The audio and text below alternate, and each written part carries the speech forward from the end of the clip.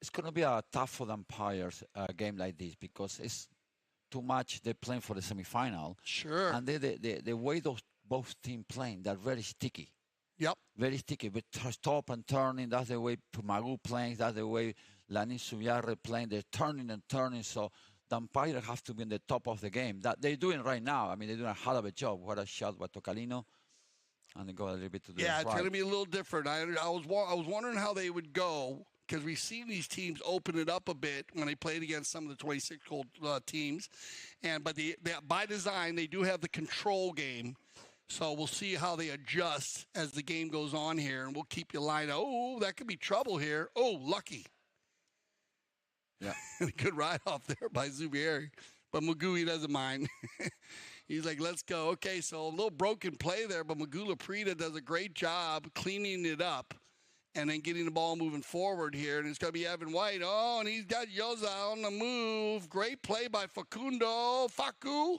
And the high flag. Good finish it. Good pass by Evan White and good finish by Yoza. He picked the ball in the air. Yeah, Evan did a great job, put it out there, right? And then they're playing at full speed, so opening it up here, dead end. And nice little swing here by Evan. He doesn't hit it too hard. Look at that out of the air. Yeah. Pretty play. Beautiful play. And that's what I like about Facundo Yoza. He's very good with the ball, and like you said, Juan was saying, he's active. He's a good number 2. Very good number 2. Yeah, built for it. He's by design, he does a great job. On the backside, goes all the way through, and it'll be Lorraine to pick it up. Falabella goes for the hook, and Santiago Tocolino says, get out the way, here I come. And Tocolino's going to blow by everybody here. Well done, Santi. Once, twice, Tocolino, and K. Golazo. Golazo. Coming from behind, and he did a really good play. Tocalino. He's strong. That'll tie it up 4-4 here with the equalizer. Or no, just wide. I'm sorry, just wide. Ooh. Really? Ooh, just wide there, Juan. Yeah. I thought he put that one away, but it went just wide. They'll take us to our courtesy change. Now, we talked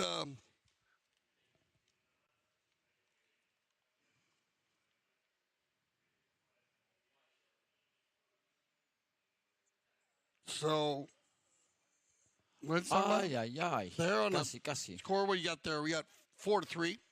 4-3 right? In favor of Jordan. Yeah, we have to. So we're good on the 4-3 here on the score.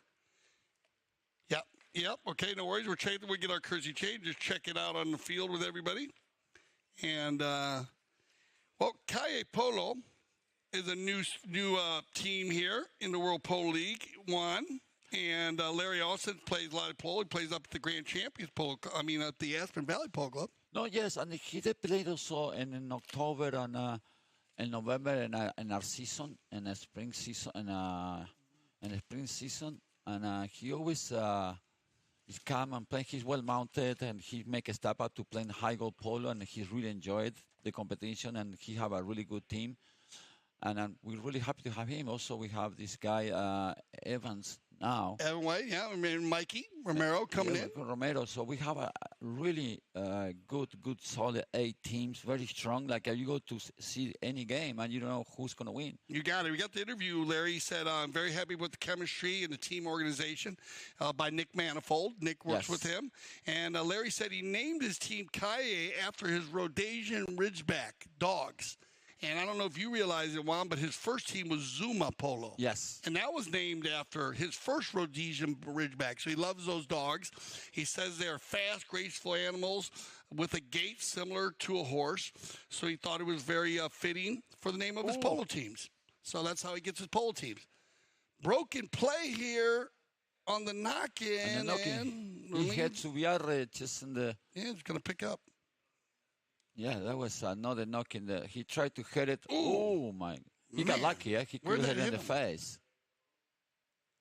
Good recover by Lenin and good finish it. 4-4 now. Would I hit him in the helmet? Or the mallet? No, but... Wow. He looks okay. Yeah. Yeah. And that was a well hit. And you know what? The reaction of him was incredible. Yeah. He reacts so quickly to see where the ball was. Usually when someone hit it like that, you just... No, he's double tough, that guy. He's another tough kid. You just go for it. Yeah, he just goes for it. He's always working really hard, too. You have a lot of players out, all the players out there today, they all are worker bees, as we say. They work a lot on the field, and they showed you right there. Okay, 4-4, and a very tight game here in the second chucker. And they've opened it up, both teams, keeping it moving. Tocolino's going to open it up one more time and send Dacario forward.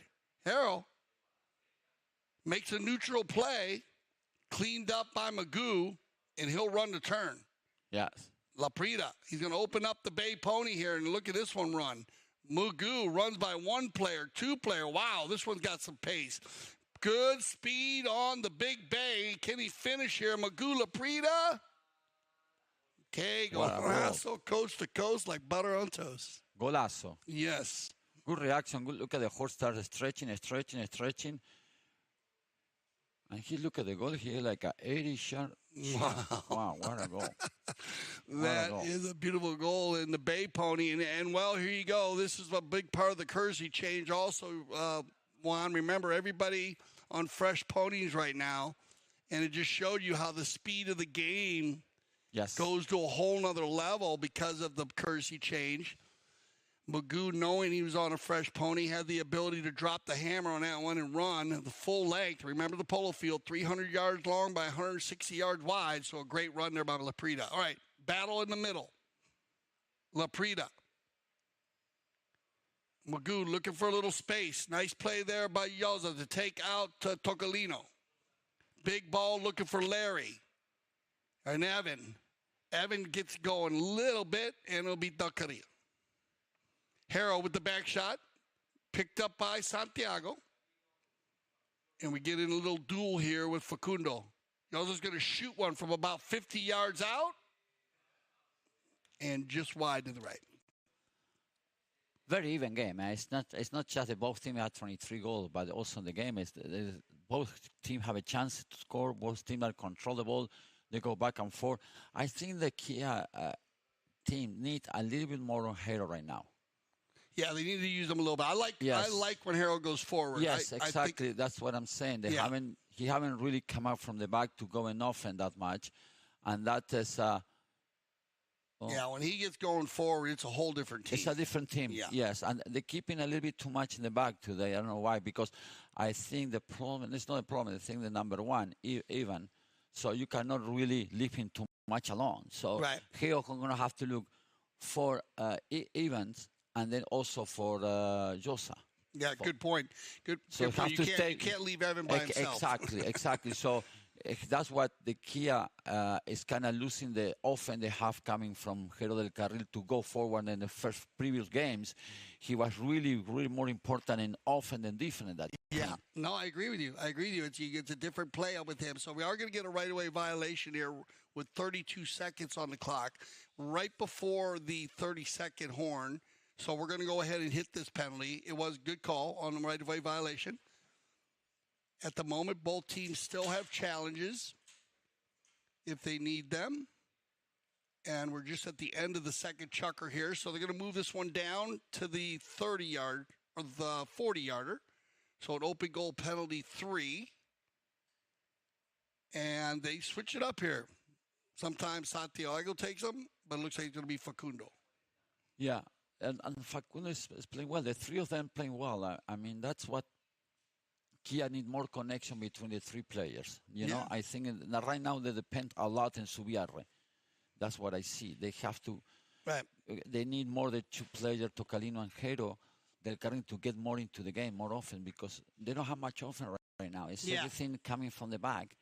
You know, and they need to fight Martin more in front a bit more. No, I agree with you. I'm waiting for him to blast off because he's like dynamite when he comes through.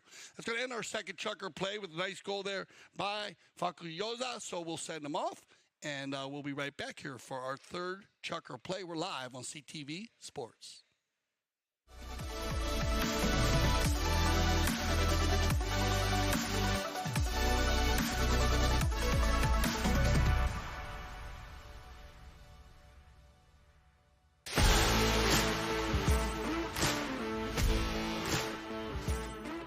We're here at the Santa Rita Polo Farm where the PTF Polo ASSN Junior Tournament is being held for the first time ever at this location. And I mean, could you get a more beautiful venue? Probably not.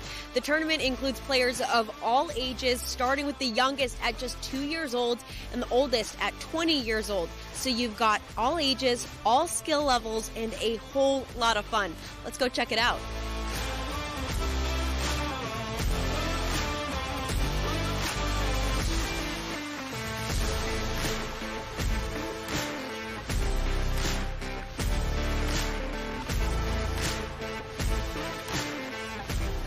It reminds me of my days when I was in that position playing the kids tournament, and for us it meant the world. So I'm very happy to be here supporting my son and other kids as well, because I think they really enjoy this, and for them it's even more important than for us probably playing the 26 or the 22.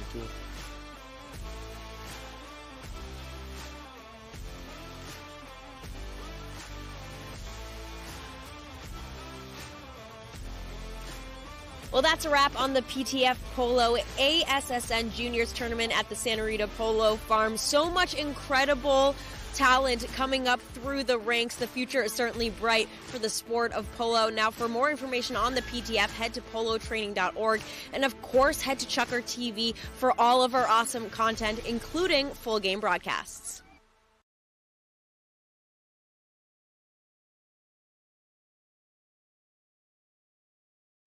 Special day here for says well, we have one. We were breaking it down. We have Casablanca.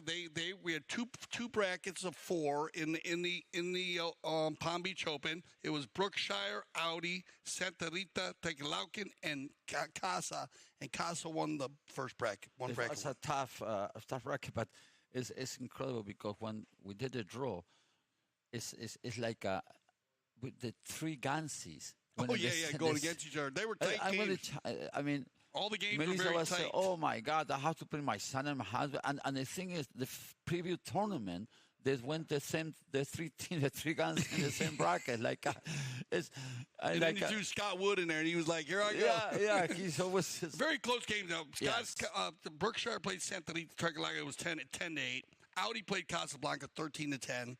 That was a day when it was really like a 1-goal game. At the end, they scored a couple.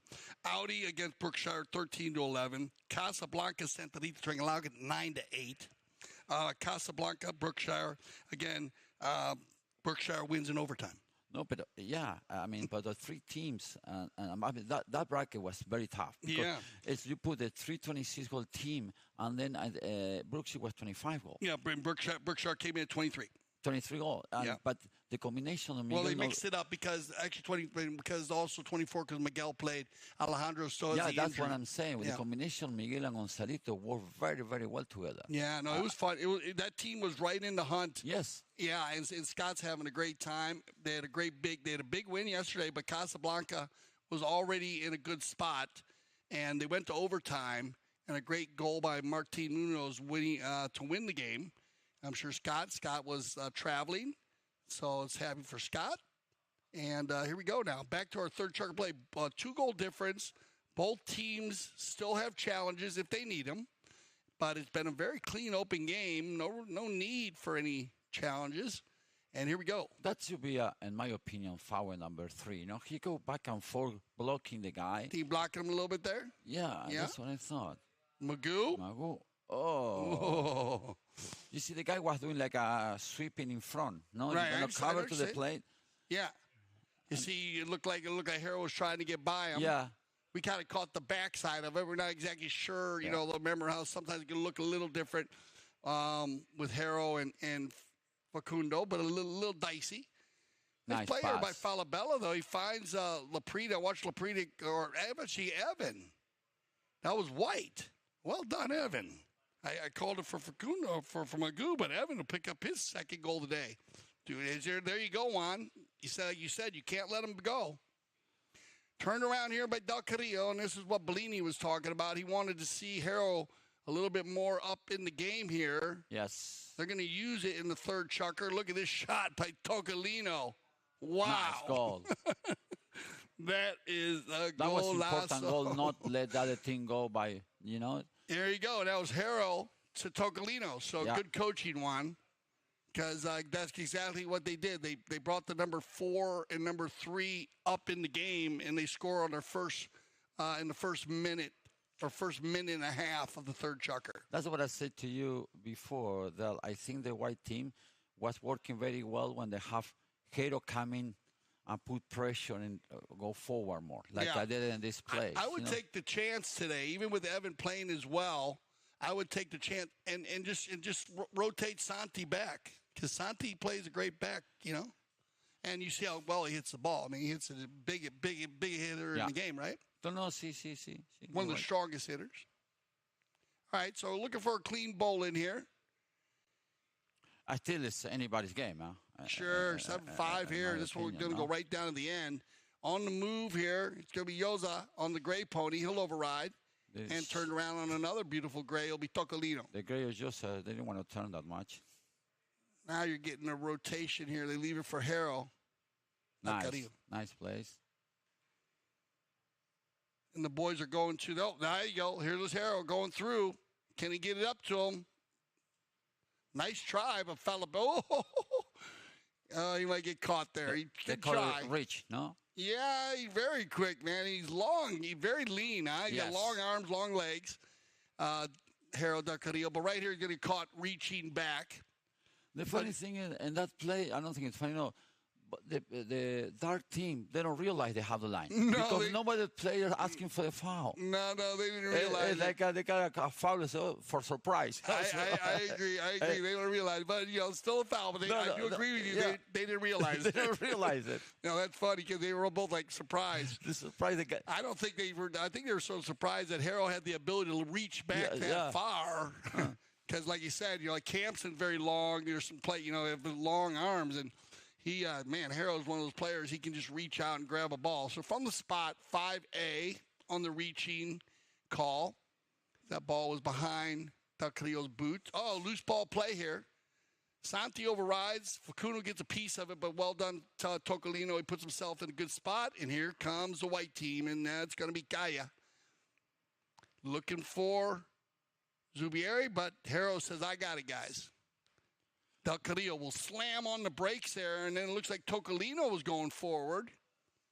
But stolen away by White, left for Falabella. And it'll be Yoza. Facundo. And both teams playing open now, Juan. Yeah, both teams, like I said to you before, I got the Carril more involved in the game today. And yeah, moving the ball though well. Yes. But in two control teams, if we talk, this could get into a control game based on these two teams. This ball's going to go straight back up in the air, and I believe you have two white players on the right of way. Well, where does this hit? Yeah, and just Falabella's going to be caught in the middle.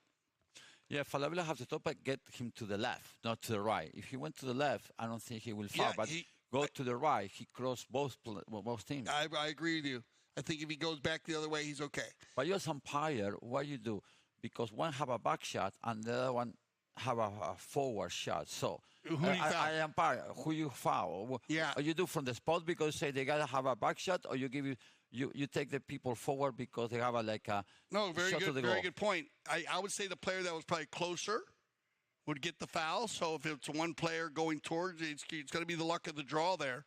The player probably closer, though, is probably going to get the point. So if the player was closer, had a back shot, it'd be from the spot.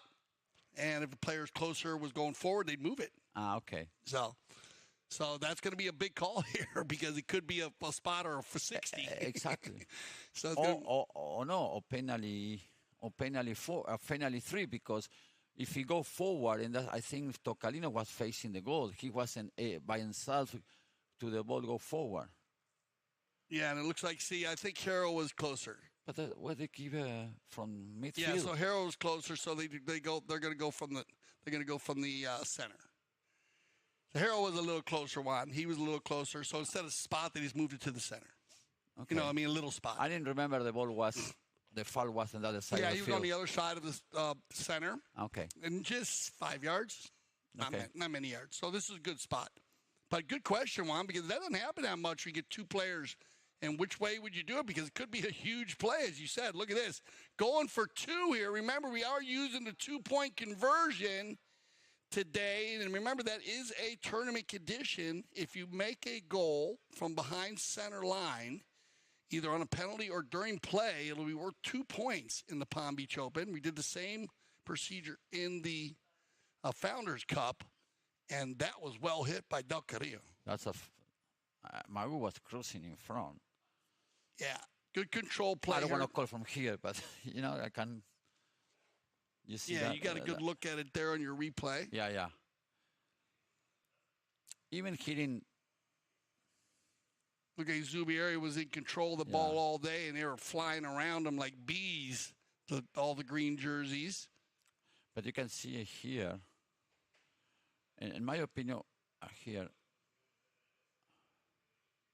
Magu did like a little pretend to go to the ball. You see that play? So that's going to be a little bit of, you make the guy behind with intimidation. Yeah. Because it looked like he was going to the ball, and he said, "No, I'm going to foul," so he left. He pulled out, yeah. But that means that, that's good. The yeah, they jumped on. Sometimes they'll allow you to do it if you have more time, but I agree with you. A lot of more intimidation is being called in the game. Yeah. You got to look up, or if you're, takes your focus off the play. So another penalty 2 for Tocolino. This is his 3rd penalty 2 of the day. Remember, we are going to have our halftime stats at the end of this chucker, so stay with us as Juan and I will break the game down, the first half down, with our stats. Back and forth here on the Bolins. Juan, looks like me and both teams kind of even Steven. We'll see on the stats when they come out. Well done, Tocolino. He'll leave that one behind, though, picked up by Pedro Falabella. He's got Magoo in the rumble seat here, so he'll take the man. He takes Harrow out and leaves it for Laprida.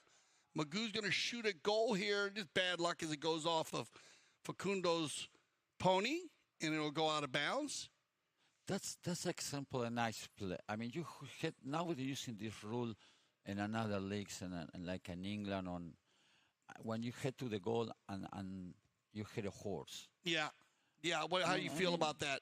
I don't like it because it's happened a lot more this year based on like if a player hits the ball into a horse. Yeah. I think it's more like you said, designed if you fire it right into a horse and it's a dangerous play. I think if it's dangerous, that's different. Evan White looking for goal number 3, Facundo, and good play here by dead end, found each other in. Good finish it. Going to be picked up by Laprida, be his second. And then on that play, like Juan was talking about, when the ball does hit off ponies, we've been a lot more fouls have been being called against the player hitting the ball. Juan, you were kind of saying that sometimes it's, I think it's a judgmental call. You have to be careful.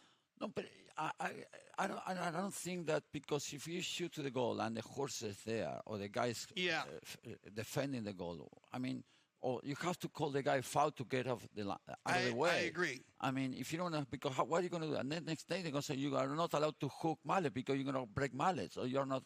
I mean, why they try to change the polo when it's been like that for many years? Yeah, but remember, nobody's going to hit the horse on purpose. Nobody, because I don't believe anybody going to hit a horse just to hit a horse. Okay, and it's more like you said, sometimes players want to be there to block it, so it's a judgmental call. So I think it's a great thing to talk about. At least it's good that people were talking about it now, but I think it needs to be a little bit more organized on when we call it and when we don't. You know what I mean? Because in the day, like you said, it is a game where the four-legged athlete, you can use to block the ball, and it happens a lot. So here we go. We get a penalty here, Juan, with 1:10 left, and 8-6. As dead end with a little 2-goal lead here going into the end of the first half. We are going to get a challenge on the play. Yeah, it was good time. No, it was perfect timing, because you will lose the challenge anyways, because you have 1 minute and the third checker. So if you want to challenge, this is the right moment to do it. Okay, so we get a challenge on the ball placement. And basically, I like the challenge, dead end. Third chucker challenge, Juan. Only 1:10 left in the half. Yeah, because if you don't use it, you lose lose it. And so they challenged. They thought maybe they might win on the ball placement, but they're gonna lose their challenge. The umpires agree it should be a 4. There was a player downfield by himself. It was a big move. It went from just over center to a 60. And look at this, blocked by dead end. So.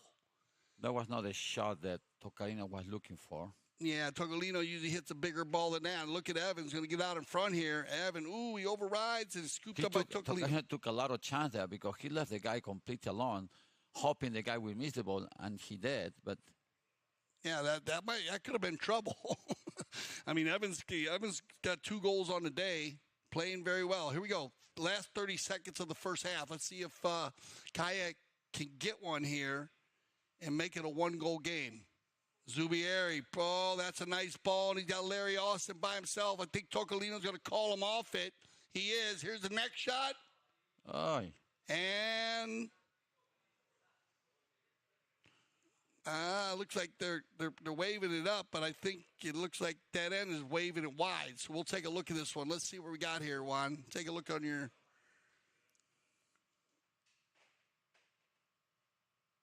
Out. Ooh. Yeah, that's ball looked like it did go. So that's going to end the chucker. We got to look at this one again. Let's look at this one really slow. Let's see it, guys, in slow-mo, because we're going to take a look at this one more time. We'll go ahead and go to our commercial break. We're going to do our halftime stats here. And we need to take a look at that one again, guys. Our halftime stats. They're going to trigger that goal to see, Juan. For what I see myself, I saw they have it wide, so we'll do our halftime stats. Yeah. So they were triggering that goal, but that's a good trigger because that's a tough one. Here's our halftime stats, Juan. 8-6. Look at that. Shots on goal. Perfectly even. 10-10. Knock-ins. Well, a few more goals missed by Kaia, but not bad. Both teams shooting pretty well. Throw-ins. Oh, wow. Dead end won a lot more. I thought it was closer than that. 10-4. Fouls committed. Dead end with a few more there. 4. They clean that up a little bit. And well done by Kaia. Only 3 fouls. Penalty scored. 3 on the 30-yarders, all by Tocolino. Doing a great job there. And on the other side, Yoza with 2. Thank you, guys. Great halftime stats. And Juan, we get any quick word of a pretty good first half? Pretty good, very good, very even. It's funny. Lani Subiarre started playing very good, and then in the last chucker, he kind of disappeared, in my opinion. Yeah. But they need to get Tocolino and Hero involved. Yes, more. but when Hero started to get more involved, he took a little bit away of the Subiarre's play. Right. Cool. Like Subiarre started very good. Everything was coming around him. And then he started to slow down and not get involved much in the play. And that gives Kia a little bit of less power in front. Yeah, they did slow down on their offensive attack. Well, they're going to go to their 10th. They'll work with their coaches, and we'll be back, Juan Bellini and I, for the second half of our World Polo League Palm Beach Open. So stay with us as our halftime break here on CTV Sports. Ciao. My name is Augustine Malman. I am a chef. I trained with my uncle in Argentina in several restaurants, and now I travel the world creating unique experiences, all cooked with fire. For this event, we came from California. My team and I had some previous events there, and we traveled with my wood oven trailer and all of our grills from Santa Barbara, California. Well, when we got here, we always arrive about a week prior to the event. There's several things that we order from out of town, like the firewood. We make reservations of all of the rental items, kitchen equipment, anything we need prior to our arrival is already reserved. And then once we arrive into town, we'll source out whatever products are on the menu, like fish, red meats, fruit, vegetable, anything that we need specifically for that menu that we chose. We will source it once we get in town. My team is everything. I mean, I always tell them and to my clients, without a good team, you can't execute these kind of dinners. It takes a lot more work than what people see when they show up to the events. It takes, like I said, sometimes weeks to prepare for an event like this because we're traveling from out of town, so we have to source everything we're not familiar with. The new barn is, we're here. This is the first dinner we're doing here, so we're very excited to be here. It's amazing. It's a great place to be, and it has this inner courtyard, which is amazing to do dinners, with a special area back here behind me to do all of our grilling and the fire showcase. So it's great to be here. It's a beautiful place. Very different being up in the mountains, but I mean, I feel with Melissa and Mark and all the events we do together, I mean, I feel like it's home. You know, we've been cooking for them for about 4 or 5 years now. But as far as showcasing what we want to showcase and being in an incredible place like Aspen Valley Polo Club, that's no different to Wellington. I mean, it's a beautiful place up here. It's going to be a 4-course seated meal. As the first course, we have a halloumi cheese that we sear on our fire plancha with shrimp, pine nut gremolata sauce on top. The second course seated will be a roasted beetroot salad with goat cheese and arugula, lemon zest and olive oil. And then the main course tonight will be a mashed potato, sweet potato puree with skirt steak and chimichurri sauce. My name is Augustine Malman, and we are in Aspen Valley Polo Club, one of the most beautiful places to do an outdoor fire dinner experience.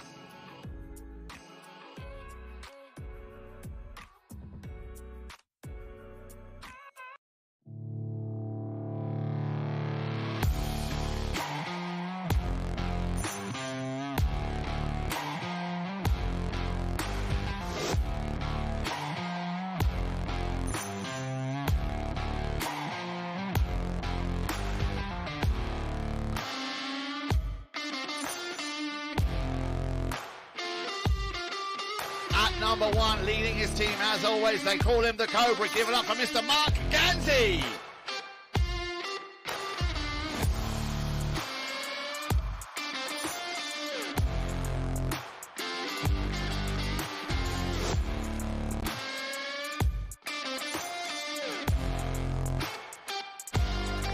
Then at number 2, our second 10-goaler of this match. Give it up for Hector Castagnola, ladies and gentlemen.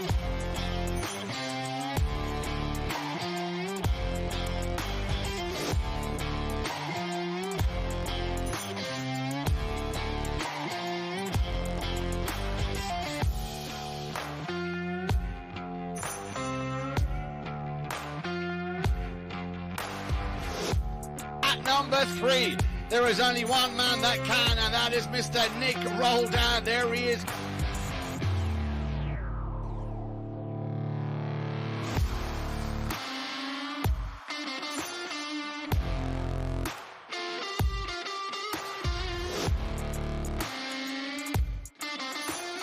And at number 4, all the way from the Great White North from Canada, please give it up for the one and only Mr. Fred Mannix.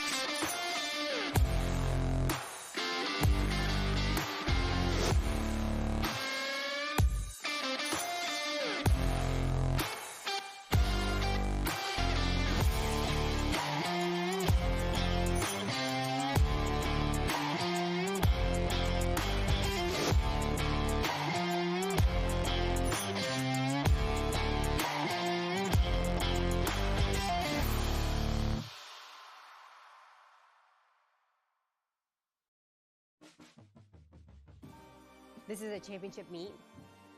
All the best jockeys in the world are here, and I'm excited to ride against them. We back. You get to watch some really incredible, talented athletes out there. Yeah. To us, it's a place to be in the winter. I love Gulfstream Park because of the racing. The palm trees, the beach is right here. The horse racing is some of the best in the country. A lot of good horses come out of here. If you want to go to the next level, Gulfstream Park was the place to come. I remember the first time I came to Gulfstream, it was like this big fairy tale place.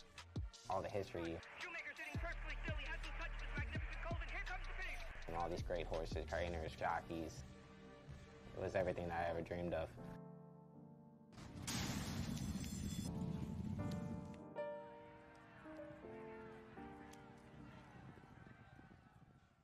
Welcome back to CTV Sports. I'm Dale Schwetz with Juan Bellini. Juan. Dale. Good to see you, my man. What's first going to half happen for action. next half? What's your quick words on the first half?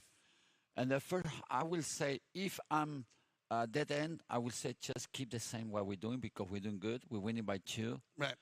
We dominate. We have chances. We do good in defense and we do good in offense. So I will not change anything. Not change anything for dead end. No, I will change in the Kia a bit, get it more offense, get it more together. Right. Okay, because they're more like what happened with individual players. They don't play as a team that much that the team. Yeah. And in the beginning, Subiarre was playing very well, and Hero del Carril was kind of too much back. And then Hero started to come in, playing very well in the last chapter, and then Subiarre started to disappear a bit. Right. Okay, and so what I really see is they have to get together, and it's not easy. It's easy to say from here, but sitting there, but I agree with you. I wouldn't change anything if I was dead end. No. And I agree that they need to get Hero and Santiago a little bit more up into the game. Yes. Use a rotation with Lorraine. Yes. But get those guys going forward. At least Hero, and let Santi, if Santi wants to stay back, stay back. Because they try to play too much tiki, Yeah. I will open a bit more the passes or go for the passes. Just play more as a team, like a more space, using the entire field. Because they haven't used the field that much. Everything is in the center. Everything is like very sticky. You got it. Let's break it down. We got Kaia Polo. If you're just joining us, welcome. We are in the CTV studios here in Wellington, Florida. Wamblini sitting today as Yannick Frank preparing for, tonight, remember, we have a great game for you coming at 5 p.m. today as we have the White Party, Nick Roldan's White Party, so make sure you tune in for that. All the action will start at 5. And we have so much going on out at Field 2. But here we go. We got Kaia Polo in the white jerseys with Larry Austin on A-rated, Lorene Zubier on 7, Santiago Tocolino on 8, Harold Del Carril on 8 goals, or 23 goals. And dead end, they're in the green in white right there with Evan White on 1 goal, Facundo Yoza on 7 goals, Magula Prida on 8 goals, and Pedro Falabella on 7 goals. They're a 23-goal team. They started out even. At the moment, it's 8-6. And as Juan just broke down, he wouldn't change anything that the green team is doing, and I agree with him for coaching. And we like to see Kaia, we like to see Harold maybe change up their offensive attack a little bit. Early on, like Juan was saying, Lorene Zubiera, he was pulling the team. He scored 2 goals. He scored 1 in the first, 1 in the second. But it's been very close. It was 3-2 after the first, Kaia Polo. 6-4, though, after the second. Dead end took over, 8-6 at halftime, and here we go, second half action. Gaston Dorniak, Esteban Ferrari, our umpires on the field. Steve Lane is our third man / IRO at the field. And remember, we have the challenges in place. Each team will receive 1 challenge here in the second half, and all the triggers. On the action, picked up here by Tocolino, Santi. Little rotation differential is Zubieri, but look at this. Yoza, Facu, inside the 30, and good around the goal. Good play. And here, Tocolino, you see the 3 of them were too close, the 3 white players. They should go for the pass and send someone forward, and then good finish, a good run by Yoza. Yeah, very good finish there by Facu. He did, no problem. A little chestnut mare, got him where he wanted to be. That'll be his 4th goal of the day. He has 2 from the field, 2 from the penalty line, as Yoza has been taking the open goals for dead end, and Santiago Tocolino in the white has been taking them for the Kaia Polo team. It's going to be Del Carril. Loose ball play, turned around by Zubieri. Lorraine. Looking for a little space here. Drop it for Tocolino. That's going to mean that Harrow's going forward here. And that's what we were talking about. Let's see if they can get out to him. Larry Austin's there, though. If he can stay out in front of Falabella. And just a little late, but maybe a good play there by Larry to pull out of that play. So he didn't get caught on a foul. Bounces off the pony. And that's going to be a free ball. Lorene trying to get around. Tocolino gets a piece of it, and that's all he needed. And look at this. Easy route to the goal. If Zubieri can get from left to right. Good coverage by Magoo. Good ball control by Zubieri. He takes a little pump fake. Still has it. Walking the dog. Looking for a space. And then he gets high play. He took it patient, eh? He didn't Very finish. patient. He knows he might head a horse. So in this situation, he bring it. You can see right now. Look. Good play, good patience. And we see a couple little changes here, but Yeah. as you said, patient, took his Yeah. time, waited for the open spot.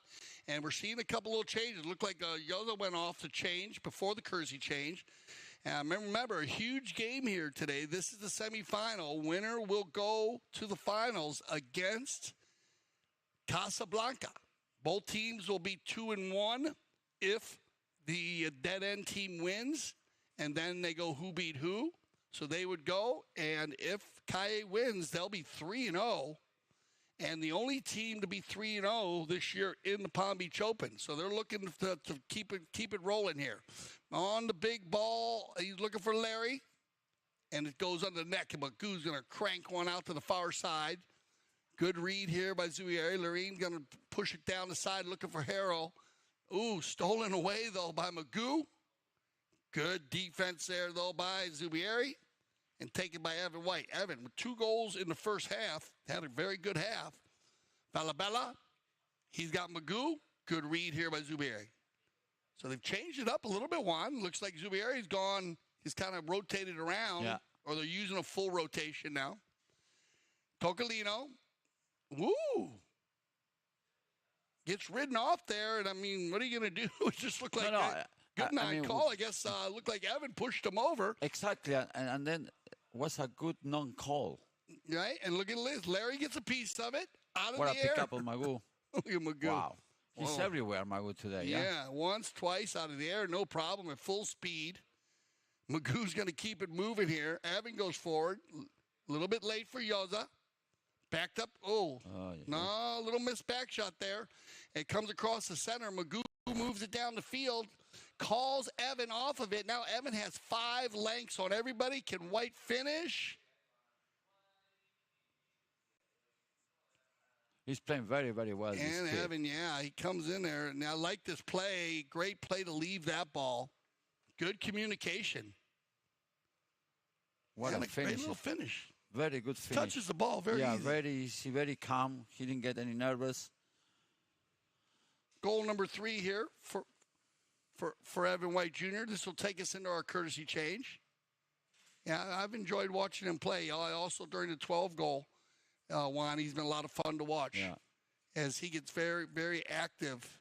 And today's game is it's very interesting because I like the sunset is made by Nick and Granty. They've been putting together, working very hard to get something for the white party tonight. No, but what I'm saying is, if you put by handicap, that would be, in my opinion, the best U.S. American team you can put in the field. Oh, yeah. Well, Nick Roland, and handicap basis, you got Marcus playing very, very well. Granty playing very well. And you got, for our afternoon game. 5 truckers of Polo they play. Yeah, you got Polito, and then you got Nick Roland. And I think it's very... two highest American players. Yes, but what I'm saying is represent the USA like a very, very strong team. Yeah. I don't think you can get much better than that and put it together and that level of handicap. No, I agree. I agree, especially with those players. It's nice to see that. Remember Paulito, Argentine, but he was born in Connecticut. He born in America. Yeah, born in America. Born in Connecticut. He played for America also in the Westchester in England, so he represented USA before. And you got Nick, he also born here. And an 8 goal is very, very strong. And then you got Granty, who's playing way, way about his handicap, in my opinion. He's playing everything. He's doing very well in the 6 goal and the 8 goal and the 12th goal. And then you got Mark, and 1 goal is, like I say, is stealing. Yeah, very balanced. So you got... and then on the other side, where you not a bad team they're playing against. No, it's going to be... I'm looking for Fred Marcus and Porter, and then you got Tommy Betterford. Yeah. I think it's playing. No, it's Beresford and Charleston, Max. No, it's going to be very, very... I'm looking for the game today. Okay, so 10-7 here. And after the Kersey changed, this is what we wanted to see. Harold Ducarillo going forward. Ducarillo. Once, twice. Looking to boo. He gets shut down there. And here comes dead end once again, keeping the fire up here. Stolen away quickly by Zubieri. He's going to get out in front of everybody there. Nobody 100% on that line. Falabella. I think. Oh, huge back shot. God, they're hitting the ball well. They're passing very well, dead end, playing very open style here. Going to be Yoza to get out in front. Can he get by Larry Austin? Larry, oh, he gets a piece of it. Well done, Larry. Falabella. Whoa, they come together right there, and you're going to get a whistle on the play there. Dacaria had the ball on his offside, and they came together right here. Watch his ball bounces off Dacaria. That's definitely Dacaria. And they come together. Oh, yeah. And then you have a near side play. You get a rub there. Yeah, it looked like that. I mean, looked like they have a foul. Coming off, we'll see they decide on the contact. They can trigger this if they need to. Based on the contact. Remember, anytime you have the two-legged or two four-legged athletes come together, and then we love this trigger because sometimes it can be very tough to call on the field. And you can take a good look at it. It did come off at Duck Rio. We'll see how where the ball popped out and which player created the danger on this play as it goes off Del Carrillo. Then they come together. So they'll just take another good look at it just to see where they're at. I can see, from my opinion, for what I see the repetition, the ball change a bit, and Falabella have to come on the near side. Yeah, it hits Del Carrillo really hard at first, and then it looked like it came to the right, and then it hits the ground, and then you know where it goes. So we'll see who had the lesser angle there. In my opinion, Falabella got the near side. Okay, so they're going to give it back to the green though, Juan, on the line. So it does come off the white player, like I said to you. But what's interesting is sometimes that ball comes off, changes, and goes. So the lesser angle, they're going to say, goes to the green. So they're going to call a blocking foul. But a tight one to look at. You like to laugh the other way, but I mean, remember, 9 times out of 10 that ball come off a player and it's usually their line, but sometimes it does hit the ground and change. But God, the angle there was not that steep of an angle at all. It was really tough to, for it to come across. See if it hits Del Carrillo. See if it doesn't keep going up and down the field a little bit right there, which is kind of tough. Tough play. All right, they're going to bring this one down for the open goal penalty 3. And Yoza, no problem, once again, from the penalty line.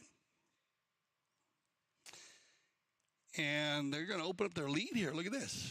Yeah, by 5 goals, by 4 goals. 4-goal lead here in the fourth. That was not the result of the last play that Kaia we liked, because you don't want to go to the fifth checker losing by 4 goals. That's a lot. Yeah, we'll see what happens in the fifth. I like the way Dead End came out of the tent with the 2-goal lead. They came out very strong early on. Good horses, very fast Polo. What I see there is Kaia haven't really shoot to the goal that much. Right. I don't see that many knockings of. No, they're not getting as many shots, like you said. There's not a lot of knock-ins by Kaia Polo. They need to put they need the offense. It's not like they haven't missed a lot of goals. No, you're right. They haven't shoot that much to. And look at these guys. They're just pumped. They're fired. They're firing away. That's going to end our 4th chucker. So there you go. 4-goal lead. Well, we'll send them off. Everybody wants some fresh ponies here. And, we'll see if Kaia can bring the energy back here in the 5th chucker. Stay with us. We'll be right back here for our 5th chucker of the Palm Beach Open. We'll be back. Foot golf, it's a kind of life. And also it's a combination about golf and football. So I got into sport through social media. Someone approached me on Twitter and said, have you tried it? I'd never heard of it at that point. So I went to my local course and tried it and just completely fell in love with the game. This is not as easy as it looks on your body. It's a lot of kicking. We don't normally kick this many hard kicks in soccer. For me, this and the U.S. Open are the 2 top U.S. tournaments. It's something we all look forward to every single year. Great fun, and I think everyone will enjoy it when they try it. You can't not have fun.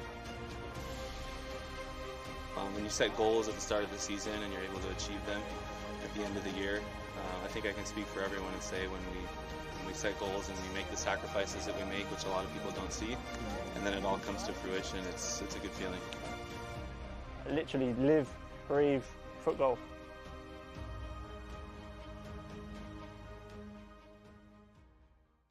We're here at the Grand Champions Polo Club in Wellington, Florida for the 5th annual Sunset Polo and White Party. We're going to have a high goal match. It's going to be incredible with some amazing players, but the party's going to be even better. You can expect the glitz, the glamour, and especially a good time. The vibe and the ambiance should be amazing, and as well as some fun drinks, some fun food, and I'm meeting some very cool people. So you're going to see 8 incredible athletes and 2 mounted referees, and it should be a high-intensity, high-packed, fast game. The game's going to be super competitive. One team is a whole team of All-Americans, and the other team is Commonwealth, so 3 British players and 1 Canadian player. So it'll be a lot more than just for the glory. It'll be a lot more for the pride of the country. The 2 charities the event is benefiting this year are 2 local charities, the Kids Cancer Foundation and the Polo Training Foundation.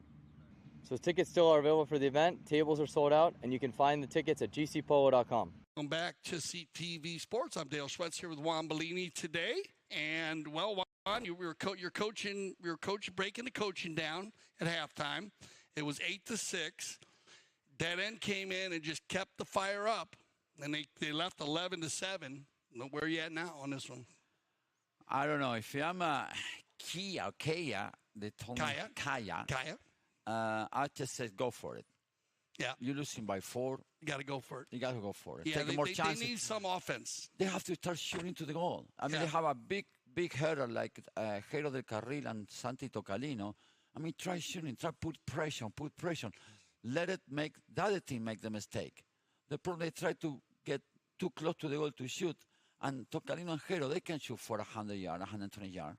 Yeah, no, they need some offense. They need to generate some offense. I agree with you. This dead end has stayed. Well, they did what you said. They haven't changed. They haven't changed, and the rotation they have is very, very good. And Magu's doing a lot of hard work and defense and offense.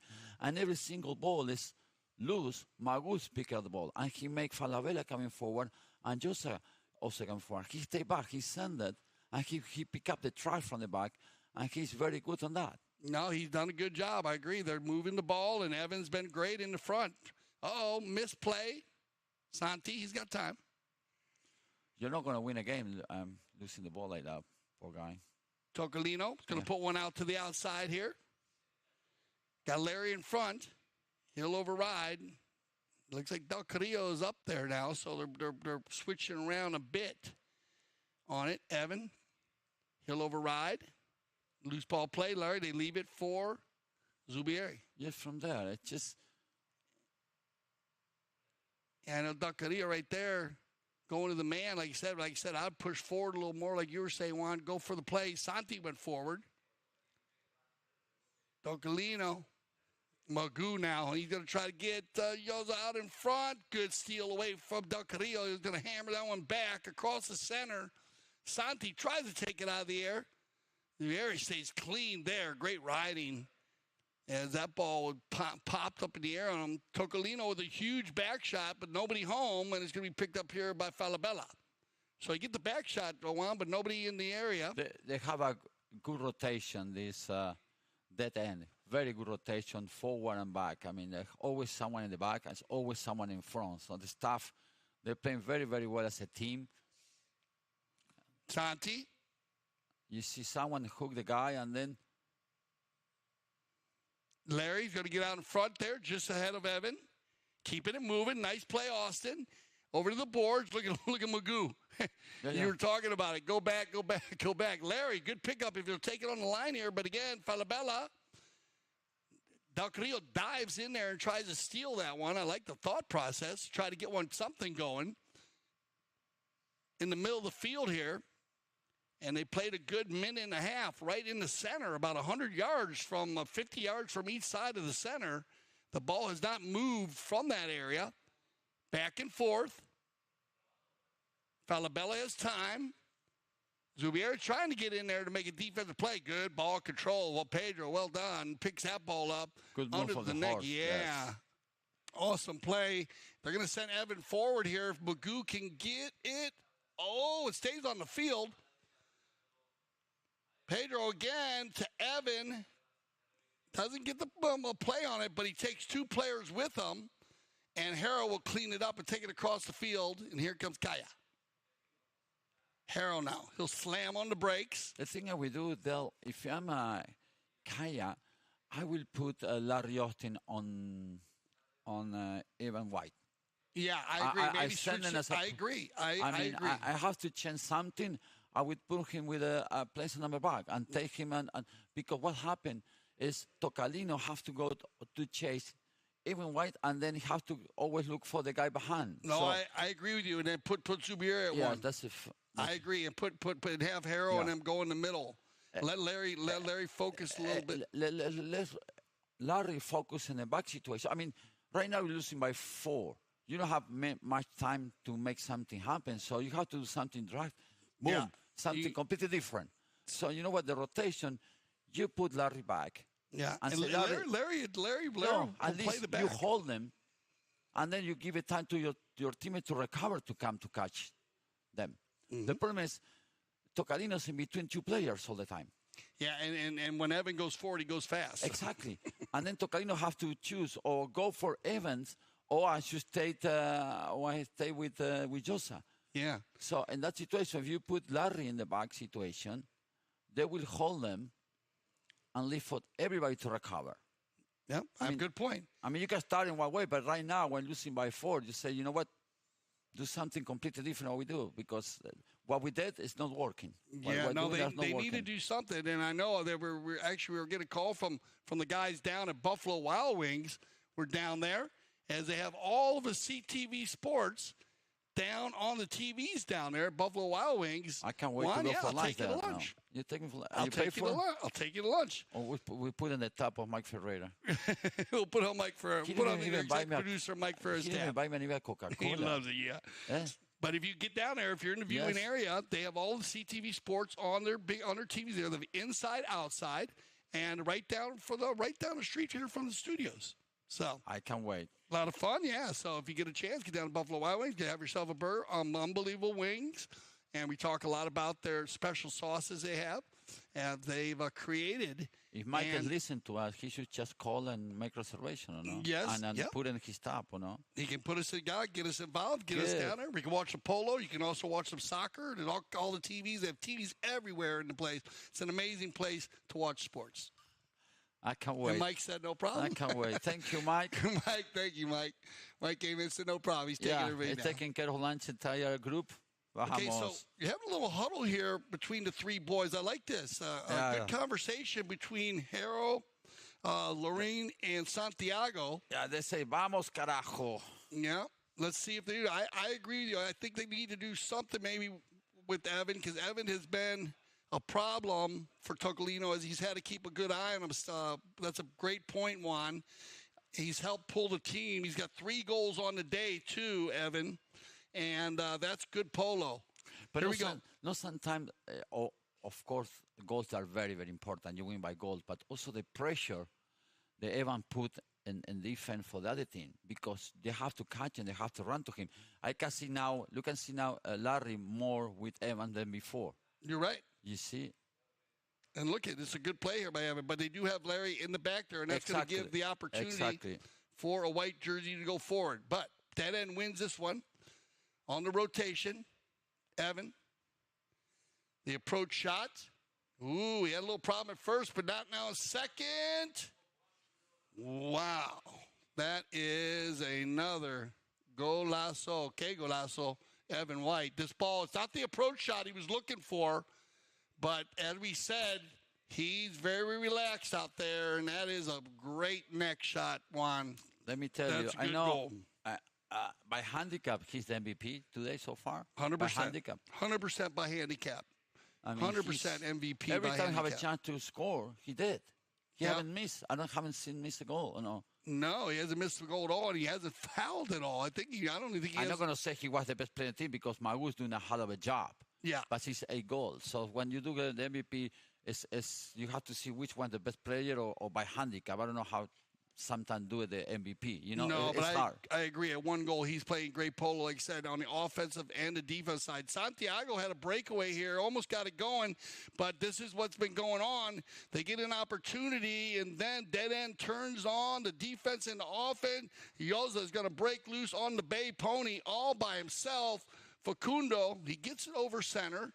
Evan's going to leave it for Magoo. Great, good polo here by the dead-end team. No. And you're going to get a whistle on the play to stop the clock with 2:02. So a little bit of a power polo play here. Let's see. And here comes our little tight. Bad luck. Yeah, but Magoo hit the ball to Larry, and Larry, he didn't move. Larry was go forward. Yeah. He didn't check. Yeah, kind of bad. It's kind of weird. Larry come from a little left or right. Magoo should wait and go for the ball. And Larry, he didn't even try to the ball. Yeah, I thought Magoo might just keep it in behind him anyways because he might be easier than hitting it too. But Yoza's been awesome from the penalty line, so Magoo knows that. And so they're going to get the open goal here on the blocking. Shading, anyways, will be the call. Because Magoo was behind, and he knew Larry is going to attempt to hit the ball. So he could wait and just go for the ball, not just... I thought he might do that. Like I said, he wrote it out. He got the penalty, got the foul. Yeah, he put the ball there. And if you see Larry, he never tried to stop anything. He was just in the same speed. So yeah, he did like you see Larry stay a little bit to the left. I know it's a tricky play. You see Larry stay to the left there, even though he didn't make a play. And this guy has been 100% from the penalty line. I know the stuff, and they keep going 13-7. So a goal here, 4 short penalties for Facundo Yoza, 2 from the field. And by the way, Juan, everybody on dead end scoring goals. You have 4 by Evan, you have 6 by Yoza, 2 by Magoo, and 1 by Falabella. Yeah. So good teamwork, as you said. They're going to get the bounce here, 13-7. You see if Kaia can get it going, as it's been dead end here in the second half. They've scored 5-1 in the second half. 5 goals scored to 1. Oh, bad luck there for Harrow. He almost picked that ball up, and he was off to the races. That ball gets hit down, but as Bellini was saying, there's always somebody back with a green jersey. Loose ball play. Harrow's going to get time. Tacarillo, bad luck. Picked up by Falabella. Falabella using the open space well. Pedro, look at this ball. It will stay on the field. It might go off the field, and then the clock goes tick, tick, tick. And that's probably going to go ahead and end our fit chucker. I would think they'll go ahead. So when we return, we will have a knock-in for Kaia Polo. Well, we'll see what happens. Chucker. Yeah, we have to see. Stay with us. We'll be back. See if they can come with a good comeback here. Kaia Polo against Dead End. We're live from Field 3 at the Grand Champions Polo Club.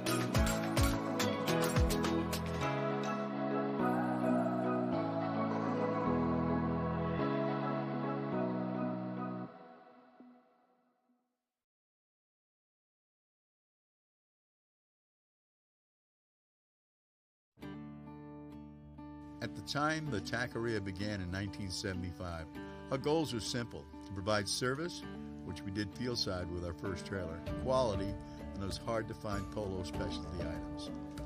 We search the globe to bring back the best equipment possible for Polo players by Polo players.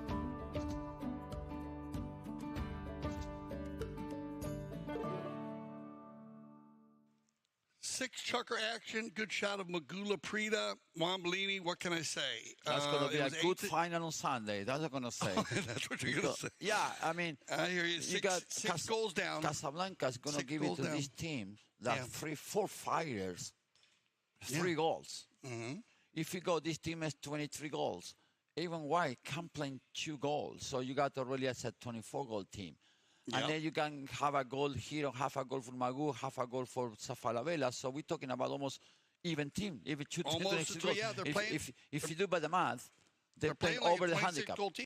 Exactly. Yeah, and good point. And they received 3 goals from Casablanca. But like I said to you, with Barto Castagnola, 3 goals is just go in 2 minutes. Right. But if they have a good treasury, I mean, send someone to Barto, it's going to be a very interesting final. It's going to be a different final because they're going to be. And this team, what happened with Magu, he's a fighter, and this guy Josa, they're not going to let Casablanca just get away with that easy tournament. That's going to be a good final. Can't count Kaia out yet. Let's see if they, we got the 2-point conversion that's still in play. Yeah, and Tocolino and Harrow have the ability to make one, believe it or not. They're 2 of the big hitters. Yeah, but only you and I will move. We change again. We won. I remember by 5 goals, and then we down won. by 6 goals, Juan, and made it to remember in the Sieber. Exactly. Down by 6 goals, went to overtime, won in overtime. So it can happen, but they got to get going right now. Come on, Lorene on the move. Let's see if they can get it going here. Zubieri. Good rotation now again, as it's been going all day long. They'll leave it for Harrow. They need to get something here early. Del Carrillo. Larry will leave it, and the Harrow has time. Now, a shot from about 80 yards out. He's going to find Zubieri here. That's going to get him inside. Good play by Magoo. Tocolino. And, all right, here we go. 1 goal. They got to go a goal a minute, Juan. It's got to be a goal a minute. So there's one. A minute, yes. A goal a minute, and they're okay. That's 1. They got to keep it going. When we did it, we scored like 3 really quick. Yeah. You remember, Mark scored 1, you scored, Melly scored 1, you scored 2 penalties. You got to get a couple penalties also. Yeah, because that will stop the clock. So that's you need extra any single minute or second of the game. We scored 3, I think 4 from the field, and you scored 2 penalties. Yeah. And that made it 6. And then you scored a penalty to win it. All right, loose ball play. You need the ball right here, and they're going to get it. Lorraine, Zubieri, Yoza. They need to get this ball. They steal this ball here. Yoza's going to keep it out in front. Good ball control. Wow, he's good out of the air. Takes it forward. Very, very sneaky player. Good, very smooth with the ball. Huh? Yeah. And as you said, a workaholic. He works hard. All of them. Magoo, cleaned out. Cleaned up here by Tocolino. They got to bring it back here. They're still within a minute. If they can get it down here on the offensive attack, they'll stay in line. It bounces off of Harrow, but then he comes back forward. Well done, Del Carrillo. Back across the center, and he's got Larry. Larry's going to have to go forward here. Magoo with the belly shot. Lorene's going to change the field. That's going to work. And you got Santi going forward. Lorene going forward. There's the outlet pass from Harrow. Well done on the give and go here. Now Lorene's got to take this one in. Yoza gets a piece of it. Now Lorene. And he's going to get one. And here we go. So, keeping the energy up. They wake up a bit late, in my opinion. Keeping the dream alive, right? Yeah, that was a foul number 2 anyways. Yeah. No? Nah, well, they come together there, you know what I mean? And then it looked like Yoza cleared out. And watch, if you watch it from this angle, watch what happens. See the ball kind of bounce? Yeah, but... And that's kind of... He finishing completing the other side of the player. Yeah, but the ball bounced off the ground and kind of hit his horse. And not like he rode over the top of it. So it'd be like someone hitting it into, kind of a weird play. The clock's going to stop here, and this is going to work in favor of Kaia. Yes. Yeah, they need every single second of the checker just to make something happen. And they play well, but the other team, they're doing a very good rotation and offense and defense. Like always, you have a free guy in the back. You know, I don't care who it is. No, I but think they played a great game. You're right. They got 13 goals on the board. That's awesome. They have an opportunity to go to 14 or 15. They're playing good. Yeah, very good. Very good. Very good. Playing good polo. Should be very happy with their game. All right, so you get a stoppage on attack time, which works in favor of Kaia. Now they need control here. Falabella, though. Good hook in there by Lorraine. Evan. They come out of the way, a little bounce off the play. Loose ball play. Magoo's just going to hammer one down. Keep the ball moving. Oh, well done. And they've done this all day. Look at this, Falabella. And then that hurts. That hurts the dream right there. Yes, that's the knife in the back. You got it. That's a knife. That's a nail in the coffin, as they say. Yeah. As because we're going to go into the Kersey change here. Now, that will stop the clock, put everybody on some fresh legs, and we'll see who capitalizes off to this, our final Kersey change of the day. 4 goals is a lot, and especially, 5. It's 14-9. Yep. 14 goals scored. Wow. Ciao. And when you broke this down, Juan, during the league play, Kaia played Richard Mill. They scored 15 to 12, but they got 3 on handicap. So they scored 12 goals. They scored a lot of goals. Yeah. The dead-end team scored. They lost against Global Port. And Global Port scored 14 goals. They scored 13 goals. So they're a goal-scoring team. Kaia went up against Global Port, and they scored 15 against 12. And again, they're near their 26 goal. They had 3 goals on handicap again, so still scored 12, 13 goals. And then Richard Mill went up against Dead End, and Dead End scored 10 goals. So they scored 10 to 12 to 13 goals in every game. No, it's going to be a good interesting. Offense, huh? It's going to be very interesting final. I mean, Casablanca is a very strong team. They're very well organized, but they're going to have to play well. Yeah, Sunday. Sunday, Casablanca. They're not going to go as a 23-goal team. We're going to just boom.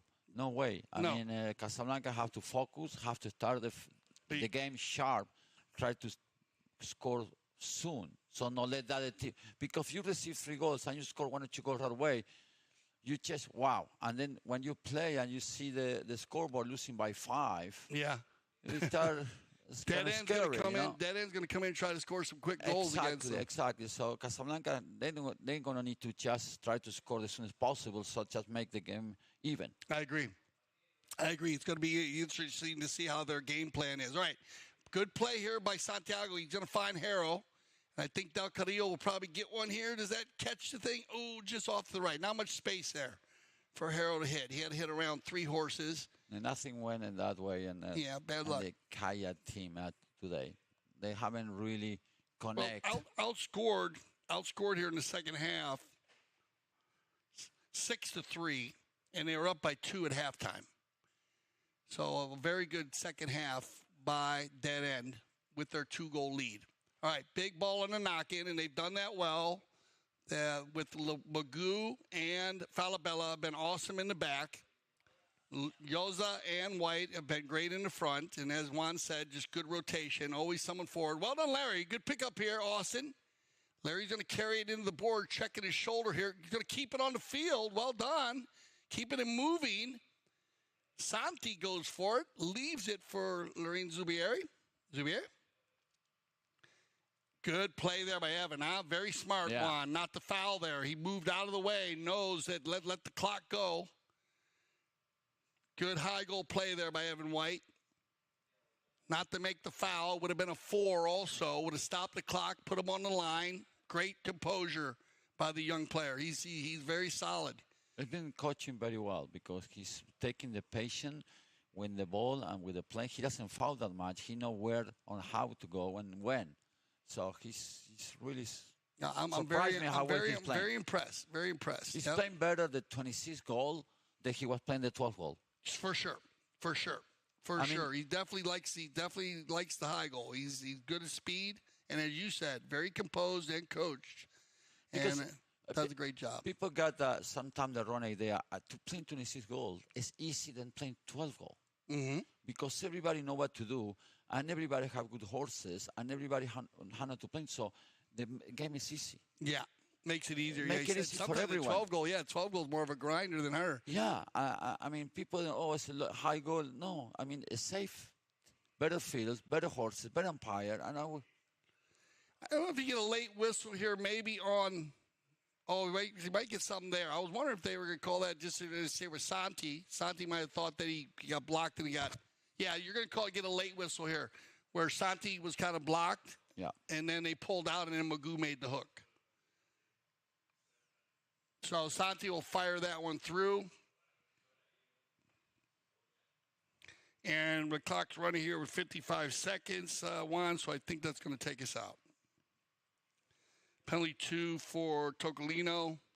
That'll push them to 10. And just a great game here by Dead End. Congratulations. They played very well. We're going to go to our final 30 seconds here with a 4-goal lead. They didn't dead, eh? They're not dead. That team is not No, I want to talk. I want to interview about that. Good point, Juan. They're not dead They're at not all. dead at all. No, they're not dead at all. Maybe it means when you meet them, it's your dead end.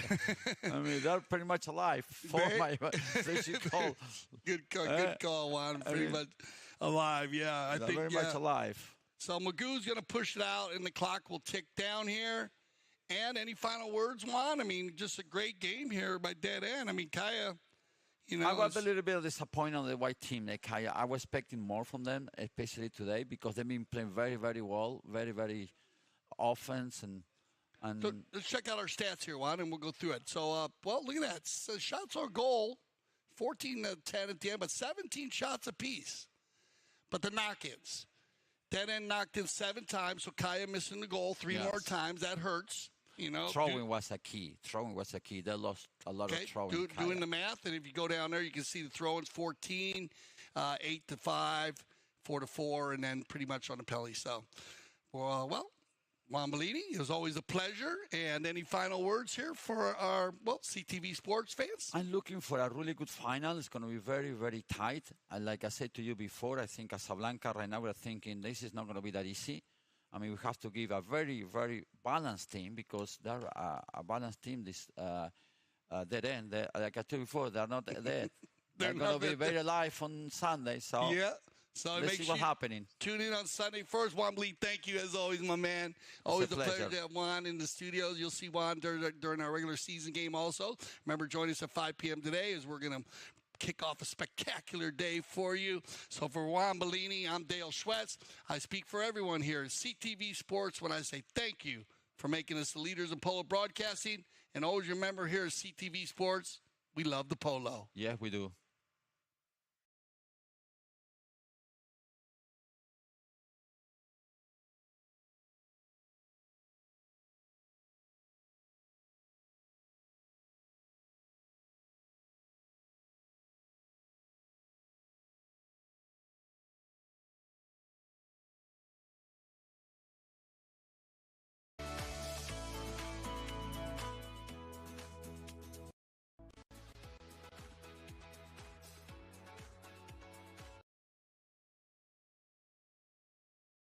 Welcome to CTV Sports. I'm Dale Schwetz, and we are live here with Santiago Tocolino. Santi, thank you for joining us today.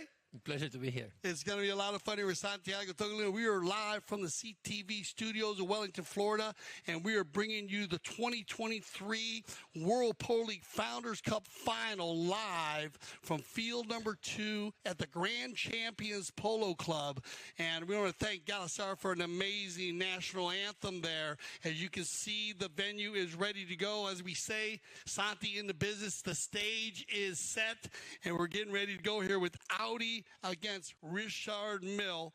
Now, let's talk a little bit about you, Santi, before we get going, because we're going to get ready here to do our player introduction where we get the players on. Santi Tocolino, 8-goal polo player. You played number 4, and you played on the Kaia Polo team.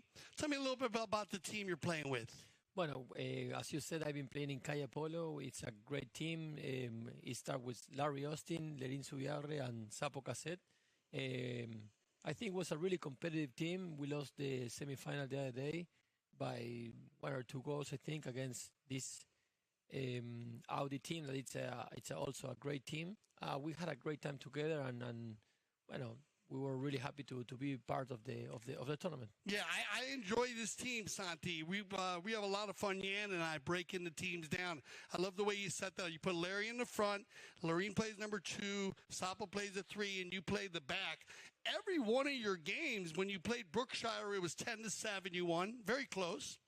Then you had, Kaia, you went up against Richard Mille. You said 14-13, where they just edged you out there in a very tight game. You had your Pampa Norte game, 14-13, another close game.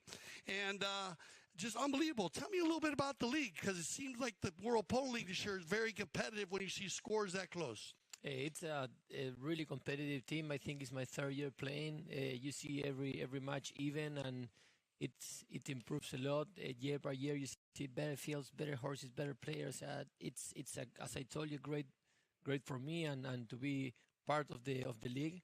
And I think it's as I told you, really competitive, and every match is really close, so anyone can win. Yeah, no, it's been we love it. It's been amazing how close the matches have been, and we love having you in the league, Sandra. We love what you play. We need to take this time to say hello to your dad. Oh, thank you. Okay, please. So say hello to your dad. Dad, how are you? Hey, and hola, señor Papa Torcolino. I say hello to him a lot on the broadcast. I hope he's listening. But he is a big fan. I had the opportunity to meet Santi's dad here in Florida, and it was a lot of fun. So I'm so happy that So we got him warming up here, and while they're warming up, this same team, Santi, I'm going to bring this up to you. You tell me what you think, your professional opinion on this. But they played against each other.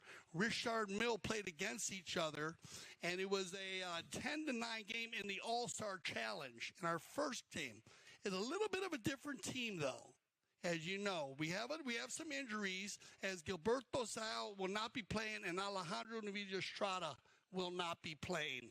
We have a little mix-up. They're going to have Patricio Meyer and Lucas James with Gonzalito and Pablo McDonough. What are your feelings on how maybe they line up against Audi with that team compared to their other team? See, I think the idea what we saw is that Lucas was playing a little more in front than Alejandro. Alejandro is he plays defense as I play. Right. I think that Pablo went with number 4 to play a little more back, and he knows Gonzalito since they were born, so they have a good couple there. I think that they play a lot of possession, and also they make good runs. So we will see a Richard Mille wanting to fight for the ball and play by play, and I think we should see a really interesting game. Yeah, no, I agree with you. I was breaking it down too, and that's the one thing I brought. I mean, it's been very strong with Alejandro at the back, but with Lucas in the front, it adds a different team. He runs very fast. He's a great number 2. I would not want to play against him if I was number 3. I mean, he's a great player, so this should be fun. Now, I haven't seen Patricio play. Do you know Patricio Meyer at all? And I didn't see him. First time you see him. Okay, so it's going to be new. We still excited. We got all of our players coming on the field. Now, our mounted officials today, Santi, are going to be Gaston Dorniak and Esteban Ferrari. Our third man IRO will be Steve Lane, who's at the field in the using the challenge system. We are using the challenge system. Each team will receive 1 challenge per half, and we have all the triggers in place. So the umpires can use the cameras to check and see if a goal is scored, check and see if the ball goes out of bounds, to check and see anytime 2 4-legged athletes come together on a ride-off on any kind of bump, and then if any two-legged athletes come on a hook or anything, they can check for unsportsmanlike conduct.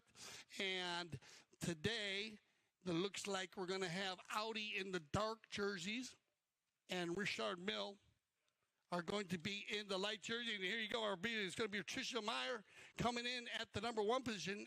Wearing the number 2 today will be Gonzalito Pierez on 9 goals.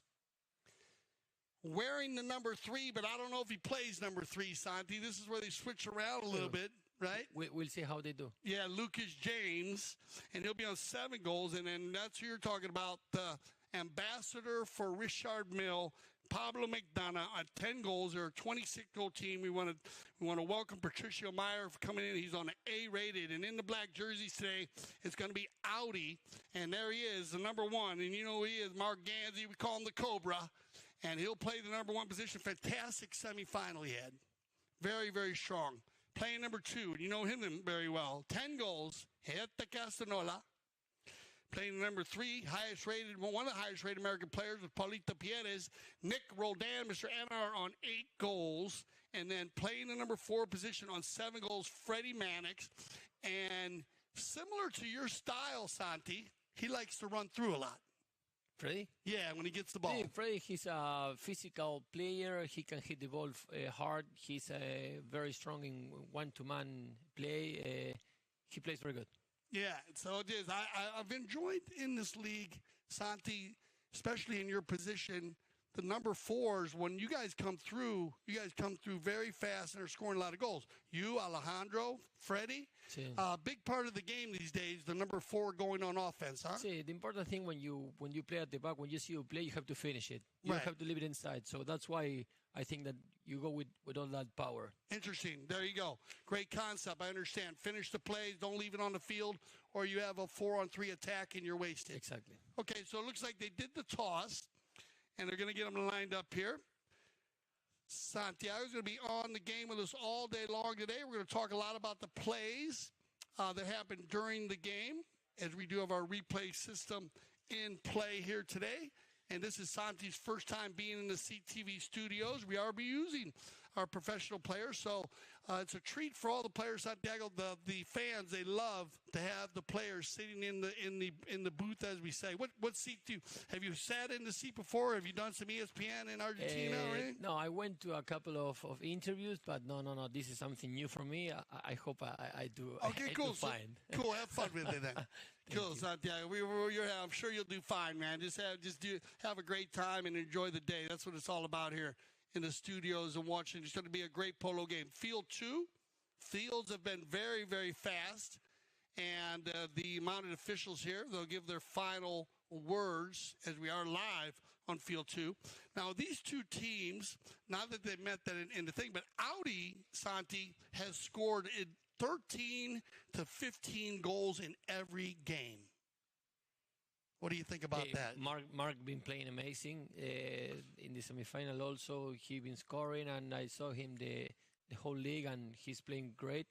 I think what they changed is that Heta is playing a little more back, and Freddy is going a little more forward. Okay. And that gives a lot of time to Heta to have a little more the ball or to pass better the ball. Okay. And this kid, I'm not gonna say today what he can do with the ball. Everybody saw. What is he capable to do? Sure, yeah. They're playing very well, the Castanola brothers.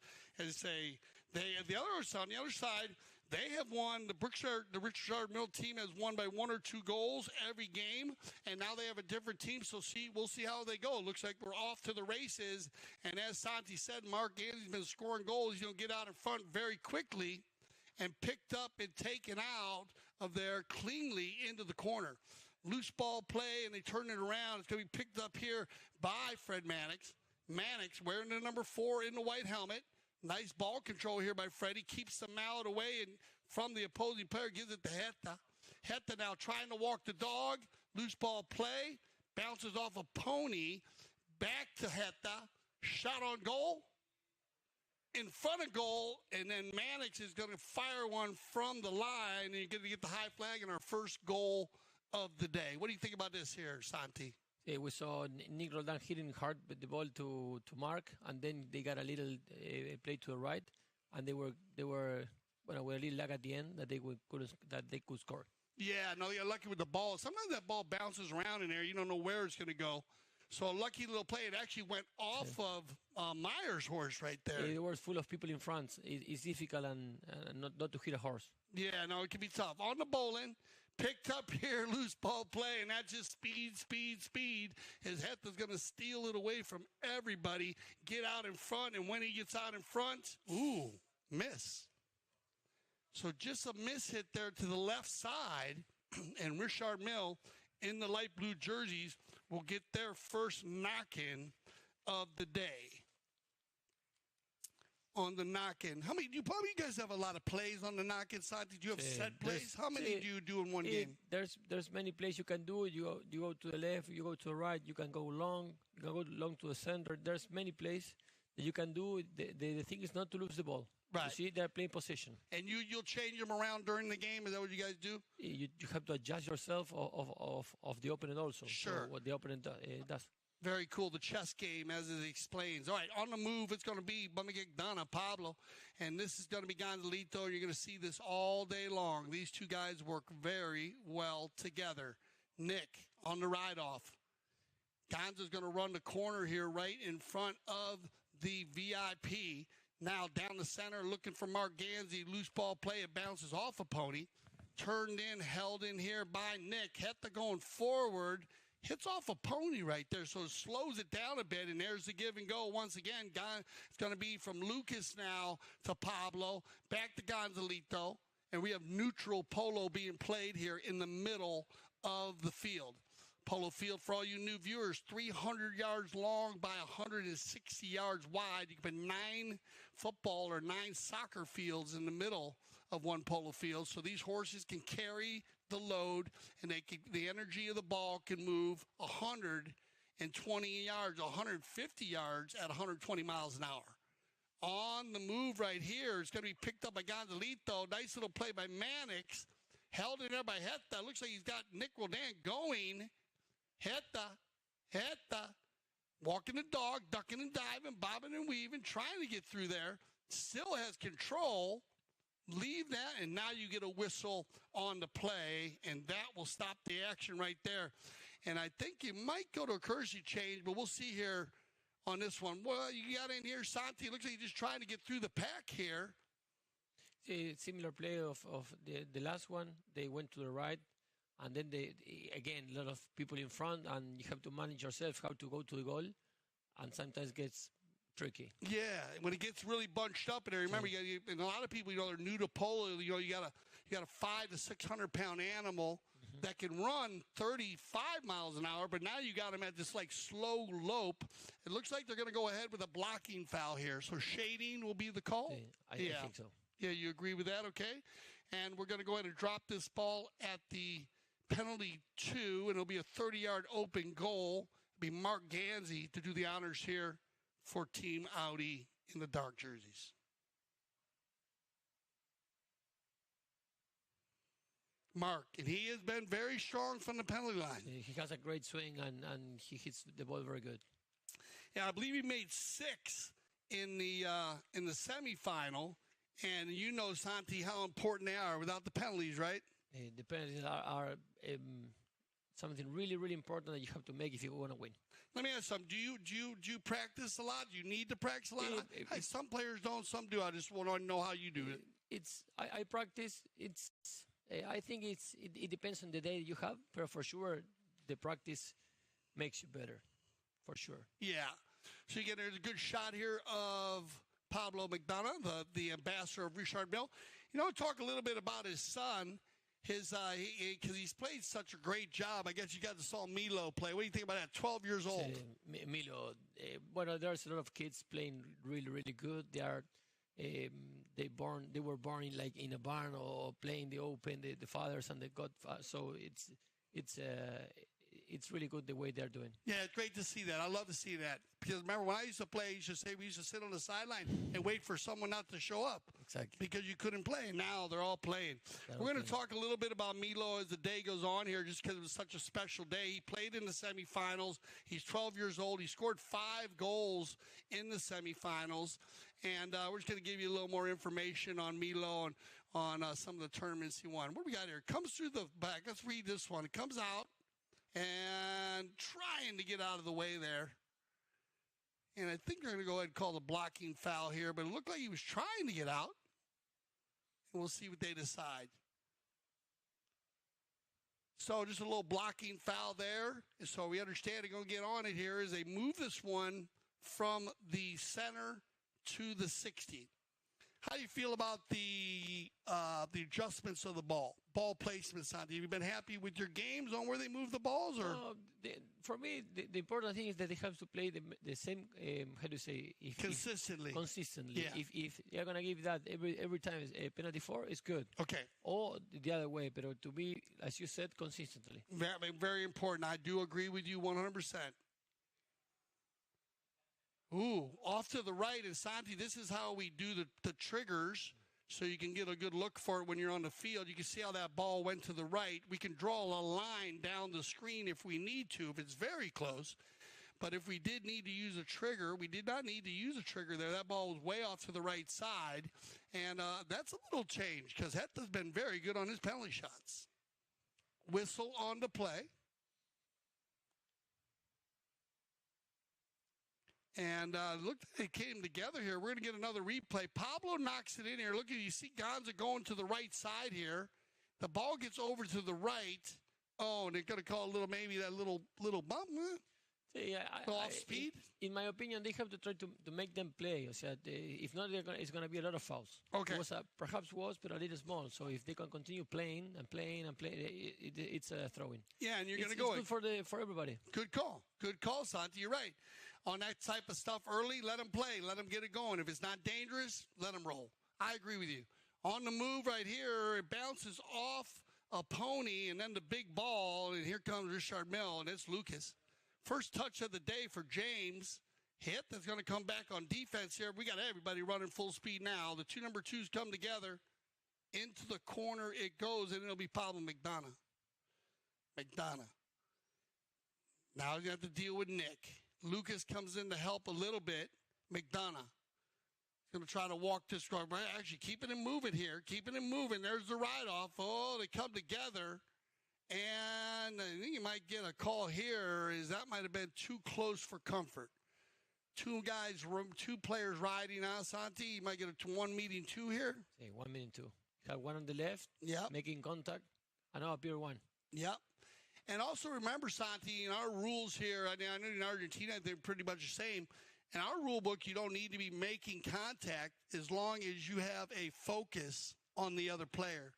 So some players, when it comes to people were asking about that, I had some novice players or novice people, new players watching the game, and they were asking me about the contact.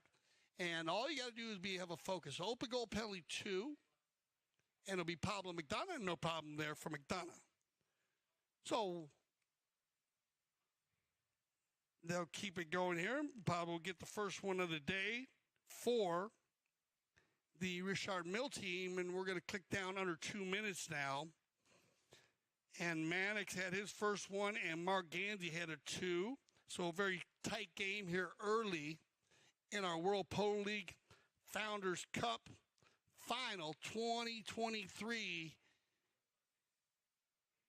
Picked up here and left there to Heta. They need to give him one play, and he's going to drive one here. He's got Roldan going forward, but it looks like he's going to leave this one for the Cobra. Mark takes it inside the 60. Pablo puts the ride off on him and pushes in the corner. Nick's going to get there and comes together with 2 players. There's a hard ride off by James. And it looked like Nick might have got hit or something there. We'll see what happens on the replay. Let's see what happens. He gets this one. It got the cross there. That kind of looked like it might have been a miss there, huh? The first foul was by Nick, no? Yeah, it might have been a foul there. It looked like that ball was coming across the line. We'll see what they decide. I don't know if it was too quick for them to see, but it looked like it was coming across the field. It's as I told you, if they blow the first one from Gonzalito to Freddy, they have to start blowing a lot. Yeah. So I think that it's better this than the other way. Okay, I understand what you're saying. No, I'm learning from you because remember, I umpired too. So I love hearing it. Here we go. We're going to get the open goal penalty 2 out of it. But as you said, we had a quick line change there. There was no call on the play. And the Cobra, second one. Yeah, we got the second foul. And they got the second foul. So they'll go ahead and put that one in. Mark will get his second penalty 2 of the day and make it 3-1. And the quick line change, Santi, I talk a lot about that on the broadcast. It's probably one of the toughest ones for the umpires when the ball changes direction very quickly. All right, back to the center we go. We are going to switch directions for any of you new viewers out there. That's the procedure we use in polo to keep it fair for the same sun, wind, field advantage all out through the game after every goal. Don't get confused if you see that and you're new to the game. Well done here by Pablo McDonough out of the air. They go forward and a whistle on the play. So a little choppy here early on. You kind of called that. You said, hey, they'll get them going. There's going to be some fouls. And here at the beginning, they've probably matched each other on fouls. And it looks like Heta comes from left to right on the shading foul. Say perhaps was not that long distance, so to play the ball. It was again a small one. Could be a foul. Yeah. So you can let those play if you want to stay consistent on the distances, keeping the distances tight. And that's what Santi's talking about. It's all about the distance between two different players and on the field. Pablo and another one for McDonough. So Pablo will keep the penalty stick hot and make it 3-2 here. And we're going to click down, and that's going to end our first chukker of play. So there you go. We are live here at the Grand Champions Polo Club. That's field number 2, and this is the finals of the 2023 World Polo League Founders Cup. And Santi Tocolino and I will be right back after this commercial break.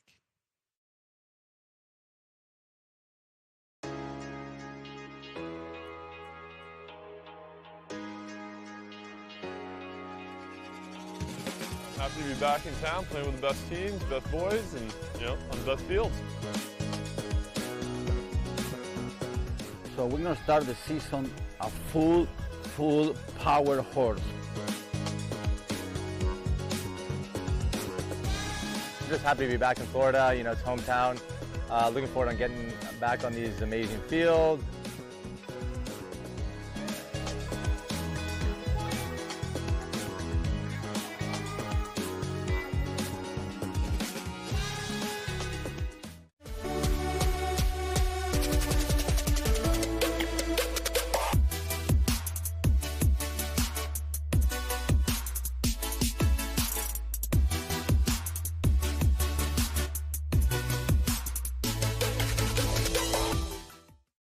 Hi, this is Manny Pacquiao to the World Polo League host Mark and Melissa Ganzi. I would like to congratulate the both of you for the opening of 2023 Polo season in Florida.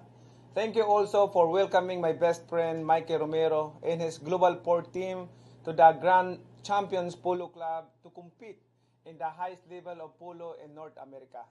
I wish you all the best of luck during this season, and God willing, I can come and visit Florida to meet you also and cheer for our Global Port team.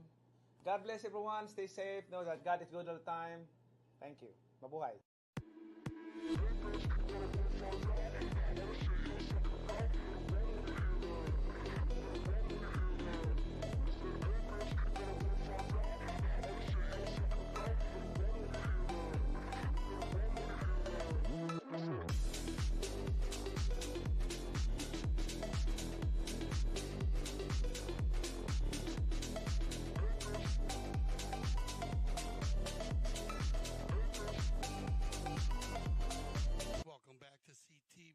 I'm Dale Schwetz, and I'm here with Santiago Tocolino for the 2023 World Polo League Founders Cup Final. We're in chukker number 2.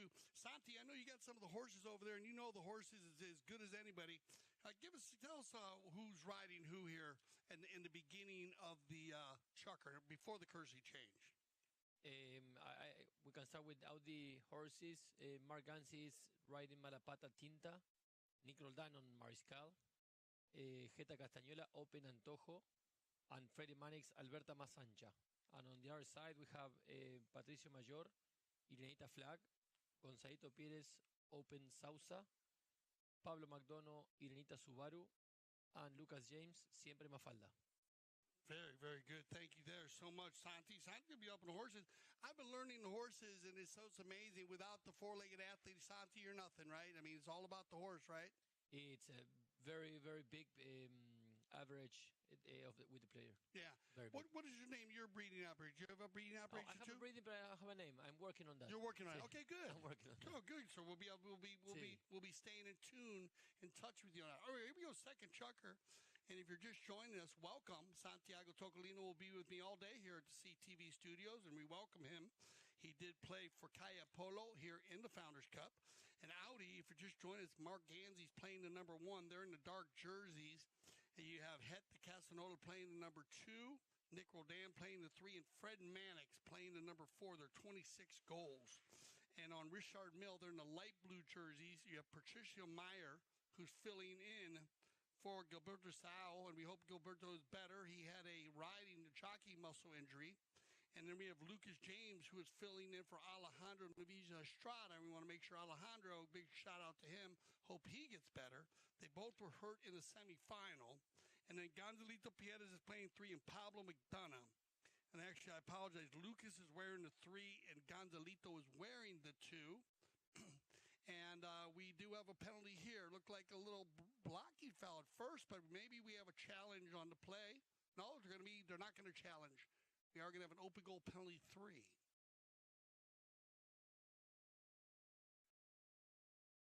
And the Cobra's dialed in today, Santi. He's sharp, eh? Yeah, it's such a big deal. Like you said, he made 6 in the semifinal. It takes a lot of pressure off the pro players, too, when you have somebody hitting, just so you can focus on your own job. And I know some teams, they do it differently. Do you like taking all the penalties when you take them, or do you like having like a one? For me, in my opinion, the important thing is that if one takes it, he knows mentally that he's going to take everything. Yeah, there you go, because it is a mental game, right? Especially the 2s and 3s. And also the penalties. Sure, everything. I agree with you, because definitely it is a mental game, and you need to be ready to rock and roll, and that's what Santi's saying. You have to prepare yourself mentally as much as shooting the ball. And here comes Pablo, working it in here. McDonough, he finds some space in here. They come together, and Roldan, I'm trying to say, man, he's looking for something there. I don't know if we're going to get a call or not. They came together, maybe on the follow-through, Nick looking for something, but no whistle on the play, so non-call. And Heta's going to drive one off the line very quickly, and he's looking for Mannix. Freddie down the right side. He's got the Cobra going forward. Mark. Gonzalito's going to rotate around. Oh, bad luck there, Mark. You can see it as it goes off the field, and you're going to get a possession play, so just bad luck here for Audi. See. They'll count it out there, 8 seconds, to get everybody 30 yards in front of the ball. Player umpires will drop the ball when that ball goes out of bounds, and we call that the COP, C-O-P, the change of possession. And when it is on the pitch, the cop on the pitch, as we say here at CTV Sports, you need to have positive possessions. 2 players come together here. Ganzi's going to ride for one, but no whistle. Pablo says, let's just rock and roll. McDonough now takes this one in, tries to get by Nick. Roldan takes his mallet away and smokes one out to the outside. We got the Cobra on a breakaway and a whistle on the play. So another little quick line change I think we're going to see here, Santi. Here comes Nick. This is a great play here by Roldan. Quick hook and back shot. That's clean. But the ball is coming across the field right there, and you get a right-of-way violation. Pretty easy call. A little bad luck because he hit a horse. If not, it was a great back shot by Nick. Yeah, if Nick's back shot goes, it probably goes about 80 yards on, maybe 100. I was going to say that. Nick can hit the ball forward, like more than 100, but in a backhander, he can hit really hard the ball. Yeah, you two have a very similar strength for me. I think you hit the ball as hard as anybody in the polo world, too, today, Santi. Thank you. Wow, we had a challenge on the play. I'm surprised they challenged that one, personally. See, because it was an easy play for the umpires. It was an easy call for the umpires. Yeah. I'm wondering what they were thinking there. And I know the Audi team is very strong on their challenges. I always have a risk-reward matrix I use, Santi, and one of it is I don't like challenges early. I think you should save them. I don't think the player that fouls should be able to say challenge. It's got to be another player on the team. And never challenge with emotion. You know, you want to be tranquilo. Because, it's a very hard game out there when your adrenaline is pumping. Sometimes you can make maybe an irrational decision. I'm not sure what happened there, but they did challenge. So at this time, Audi will be out of challenges. So Richard Mille with a little bit of an advantage here in the first half. They still have a challenge to use. They're going to get the open goal penalty, 2. And that'll make it 4-3.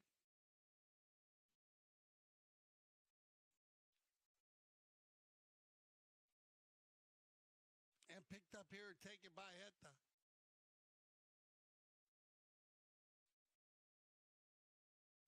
picked up cleanly. Safety.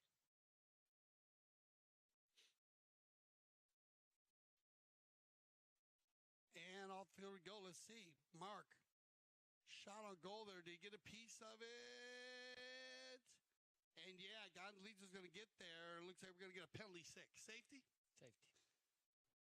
So as you say, like you said, there's a good shot of Polo. We are going to use the courtesy change here. Some of the players have been changing a lot lately. We use the courtesy change in between. What do you got on there on horses? They're going to change up, I think, on the second horse for the second chucker, Santi. Yes, Patricio Mayor is going to ride Irenita Grieta, Gonzalito Pires Open Babeira, Pablo McDonald, Irenita Pisa. Then the Audi team, Mark Gansi on Sueca, Nick Roldan, Escriba Simonetti, Geta Castañuela en Atrevida, and Freddie Mannix in Alberta, Baklava. All right. And it's going to be another open goal penalty shot. No, a safety 60-yard shot now for Geta. And, wow, I think just inside the post there. Yes. Yeah, so a nice shot by Geta. So Geta, he had a little trouble with his first penalty in the first chucker, but no problem with this one. And, of course, the penalty 6 is taken from the same spot. The penalty 4 is taken for any of our new Polo fans out there.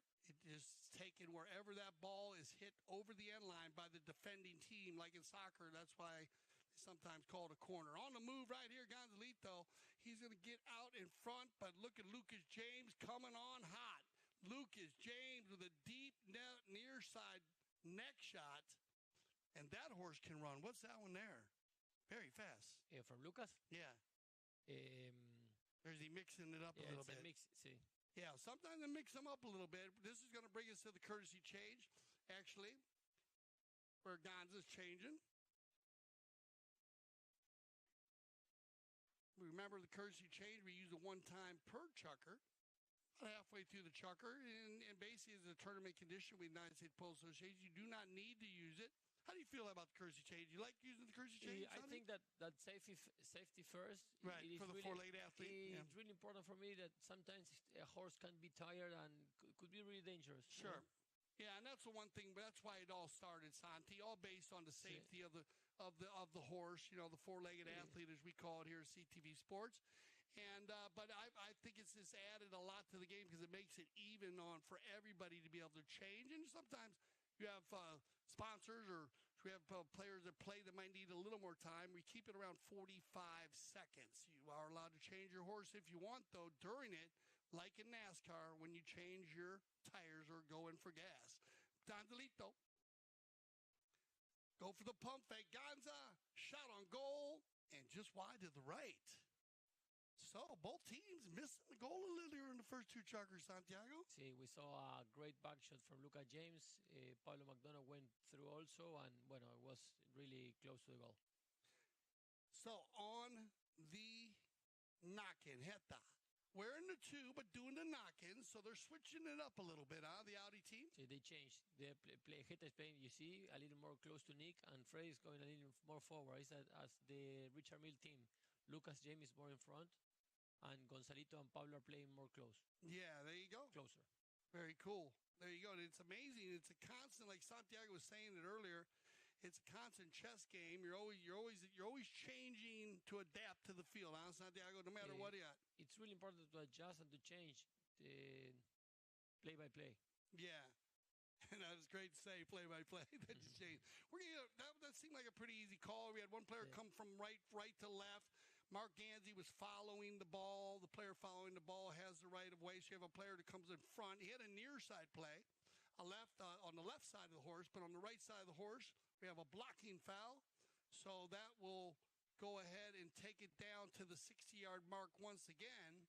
And hit the Castañuela is going to be on this shot right here. Let's see. 60-yard shot. Let's see if we go 2 for 2.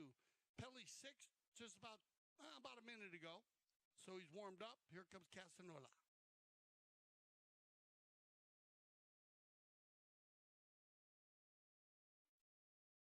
Oh, off to the right side.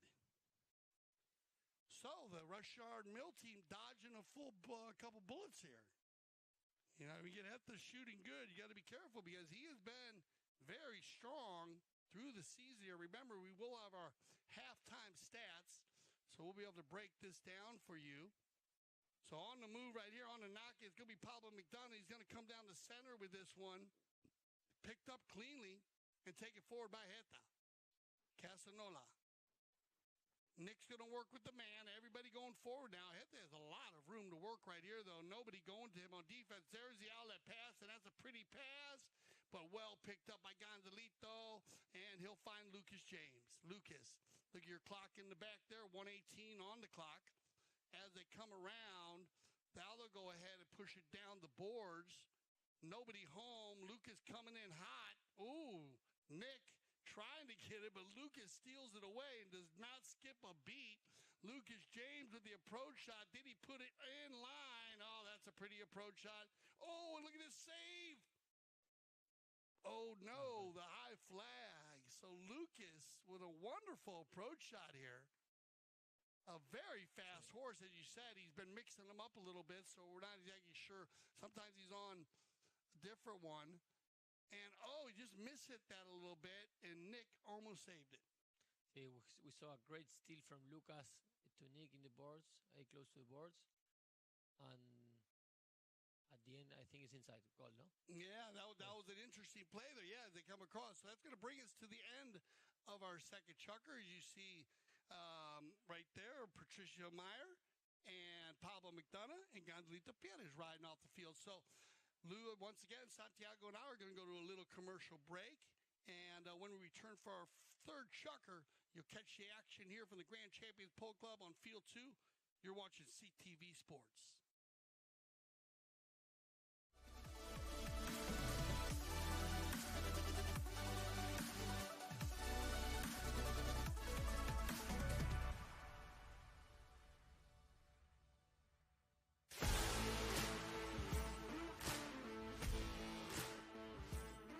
We're here at the Santa Rita Polo Farm where the PTF Polo ASSN Junior Tournament is being held for the first time ever at this location. And I mean, could you get a more beautiful venue?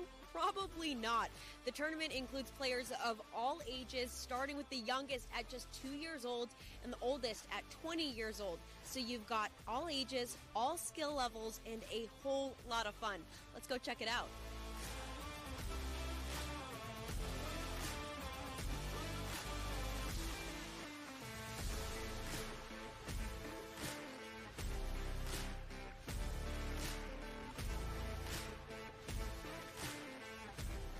It reminds me of my days when I was in that position playing the kids tournament, and for us it meant the world. So I'm very happy to be here supporting my son and other kids as well, because I think they really enjoy this, and for them it's even more important than for us probably playing the 26 or the 22.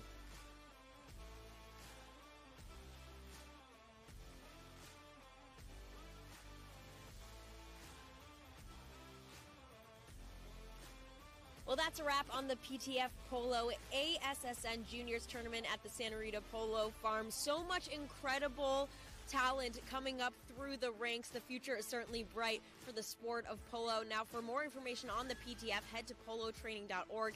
And, of course, head to Chukker TV for all of our awesome content, including full game broadcasts. Third Chukker action. I'm Dale Schwetz with Santiago Tocolino. We're live from CTV Studios. And this is the 2023 World Polo League Founders Cup Final.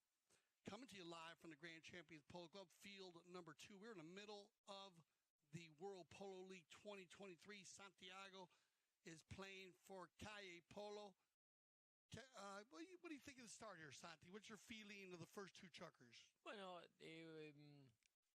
for me, it's a little more fouls that we would like, but it's a tough game. They are really good, both teams, so it is really close. But we would like to see more runs, no, with the ball and play, so we can see more goals from the field, not a lot of from penalties. You got it. It has been a little bit tight. It was a little tight early on, as you pointed out, and we want that open style, and we've seen that here. as we were talking about this Audi team, as they, they've scored 13 to 15 goals in every game, and at the moment they're not on track for that. So let's see what happens if we get it going. Gadelito. So a little outlet pass from Pablo. Down the corner, it's going to go down. He's going to have Pablo and McDonough going forward. Nick on the rotation. Both teams still have challenge. No, one team lost. Actually, the Audi team lost their challenge. So, Richard Mill with the ability to challenge here in the third chukker. Nice little pump fake from Pablo. Rotation from Lucas. Freddie's going to come in there looking for a foul. No whistle on the play. Looked like he was clean to me. Looked like a good non-call. Loose ball play, backed up cleanly by Roldan. Nick, he's got Freddie going forward. Look at the Cobra. Now, who's got the horsepower? This you called it, Santiago. Here they come. Lucas James is going to give one play here. Freddie looking for Mark. Mark's going to come across on the near side, cleaned up by James. Lucas finds Pablo. McDonough's going to go back to the center with it. Knows he has the support of Lucas James. Well done, Pablo. We'll ride in this bay pony here. Now looks like a nice, strong, beautiful-looking horse. Around the corner he goes. Picked up here now by Nick Roldan. Nick, look at this pass for the Cobra. It might go by itself, and Mark's just going to put a little tapper. Nice power polo play here by Audi. And then Santiago, I don't know if they have any they can't hear us out there, but they definitely heard what you said, because this game has gone from being a tight game to a very fast game. See, we saw also a great back shot when they were defending, and then Freddie hit up along the ball, and now again Nick Roldan had a great neck shot. The good thing is that Mark is always a target. You know, he has to be in front waiting for the ball, and they are doing great. So they opened the game up. And that's the Audi team that I'm used to seeing. And that Audi team of giving and going, like you said, using Mark in the front, using Freddie in the back. If Freddie wants to run through, they do it. Let Heta and Nick, work their magic in the middle. And like that, moving the ball. And that's for me, is their strength. So we'll see if they stay on it. Pablo. Nick's going to go ahead and stay with Pablo. A little bit of a miss hit here, and Mark opens it up with angle. That will work, though, because Heta's going to have time to come back with it on the little gray pony here. Slows it down. And trying to dig it out here. Finally does, and it bounces off a pony. Little bit of a cluster. Team bets up. Oh, Freddie sneaks by. Cleans up. And look at this shot by Fred Mannix. Now Lucas James, neutral play there by Nick on the hook. They'll leave it for Mannix. Fred gets hooked by Pablo. Gonzalito comes in, cleans it up. And they'll turn the corner once again. It'll be McDonough. Pablo. Ooh, just little mishits here and there. There's a nice clean back shot, though. Nobody home, though. Is Mark must have been rotating back on defense, because he's usually there. The outlet pass to the corner, and it's going to be Lucas James. But look at Nick coming over so quickly and then backing this one up cleanly in there, playing strong polo, huh? That's tough right there. They come through here, and they're going to let Pablo go ahead and just get in there a little bit before Heta, and this is what you wanted to see earlier, I think, Santiago, right? Now we're seeing Polo, eh? Yeah, now what you wanted. You got it. They've loosened it up a little bit, and it happens. Sometimes they'll loosen the game up. It looks like they're running and gunning. Big ball here by Gonzalito Pierres, and what a shot. Que golazo by Gonzalito Pierres, and look at this. No foul, Santi, nothing till the courtesy change. And that's why we have the courtesy change, Santiago's Tocolino, because if you get chuckers like that, that's when you need to get on the new horses. See, again, Rich Amir start moving the ball into an empty space so the other guy can go and look it up. And we saw a great goal from Gonzalito. He can score great goals, and he did one second ago. What do we got for third chucker, Santi, on your list there? We got some changes of horses here. Yes. And we're going to go with the second horse in the third for the third chucker. Yes, Patricio Mayor has Sirenita Gemela, Gonzalito Pires Charlotte. It's an American thoroughbred. Okay. Pablo McDonough in Irinita Japonesa. And I think Lucas James is on Taquara. Beautiful. Then we have Mark Gansi in JM Vino Tinto. Mm-hmm. I think it's Juanma breeding. Right. Nick Roldan in NY.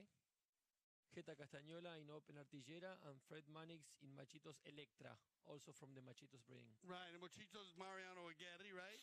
And the Open is Lucina, right? That's the Pierres, Open right? is from Lucina breeding, yes. Yeah, from the Pierres. So that's what we're saying. So Santi and I were talking about, remember, when you hear those first names, that's the actual breeder, and then they name the horse. So if you're new to the horses that you see on the field, and I really appreciate Santiago getting involved with the horses with us today, because I am learning so much more about the horses and their breeding. And, of course, Santiago, he understands and knows all of the breeds and all of the people that breed them, being a high goal polo player as he is at 8 goals. 2 players come together here, and we'll get a replay on this. Now, remember, Richard Mills still has a challenge. That ball kind of goes good. Looks like he's going across the field there. They come together. Ooh, and that's a difficult one. I guess Nick's saying he had lesser angle. See, now, what do you think? Yeah, it's a tough call, play, huh? The Richard Mir guy wanted to go a little to the right, and Nick was a little going to the left. So we'll see what is the call, but could be one way or the other. Yeah, it's one of those ones that's very tough. I understand about, they're going to go ahead and say foul against the black, crossing over afterwards, and you could see that. But you got to remember also those umpires are making that call in 5 seconds, 3 seconds, Santi, and we get the replay. And it's not that easy. But you're right. Somebody was wrong. So they'll go ahead and go for the spot. Nobody moving anywhere. So a good ball placement. Penalty 5A. And it'll go Pablo to Gonzalito. And that's bad luck for Gonza, but he was going to get there and save that one as Heta was off to the races. No play there for Freddie, so good read here by Mannix not to get involved right there. He probably would have fouled if he came across. He knew they was coming on a little late. Goes to the defense and leaves it, and it's a good play because now Nick's going to get it, and he's got Heta in the rumble seat. Heta. Casanola, and he's got to have at least 2 players downfield. Fred Mannix, and the Cobra. Look at this, Mannix all by himself. Freddie once, Freddie twice. Look for the finish. And there's the number 4, like you, Santiago, running through. Sí, Jeta gira, 120 yards. Pero they can do that, and Freddie's playing more forward, so we're going to see much more of this plays going on. Yeah, no, you called it so well, Santi. That's why I love having you guys in the studio. I know on the field you're changing, like you said, you're changing from play to play.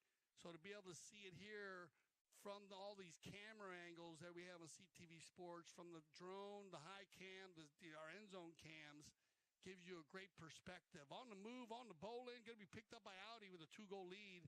They leave it now. So good combination here by Nick and Heta. Look at this ball. That's a pretty ball by Heta.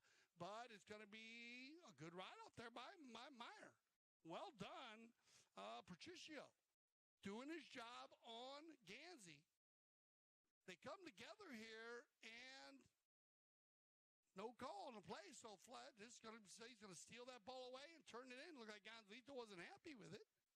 We'll be able to get a replay here as it's going to take us into our first half of play.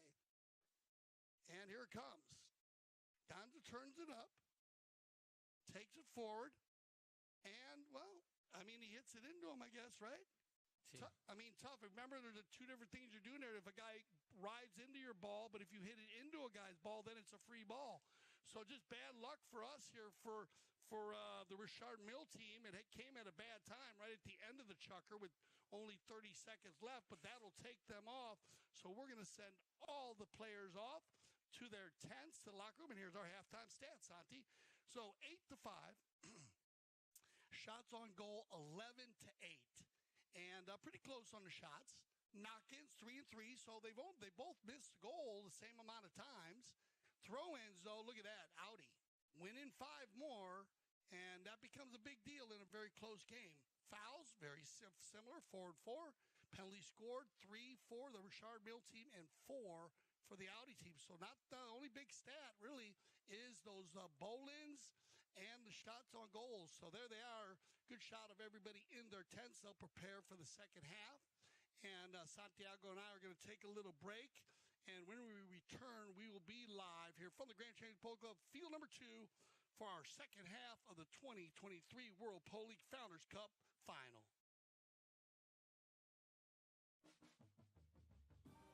This is a championship meet. All the best jockeys in the world are here, and I'm excited to ride against them. We back. And you get to watch some really incredible, talented athletes out there. To us, it's a place to be in the winter. I love Gulfstream Park because of the racing. The palm trees, the beaches right here. The horse racing is some of the best in the country. A lot of good horses come out of here. And if you want to go to the next level, Gulfstream Park was the place to come. I remember the first time I came to Gulfstream, it was like this big fairy tale place. All the history. And all these great horses, trainers, jockeys. It was everything that I ever dreamed of.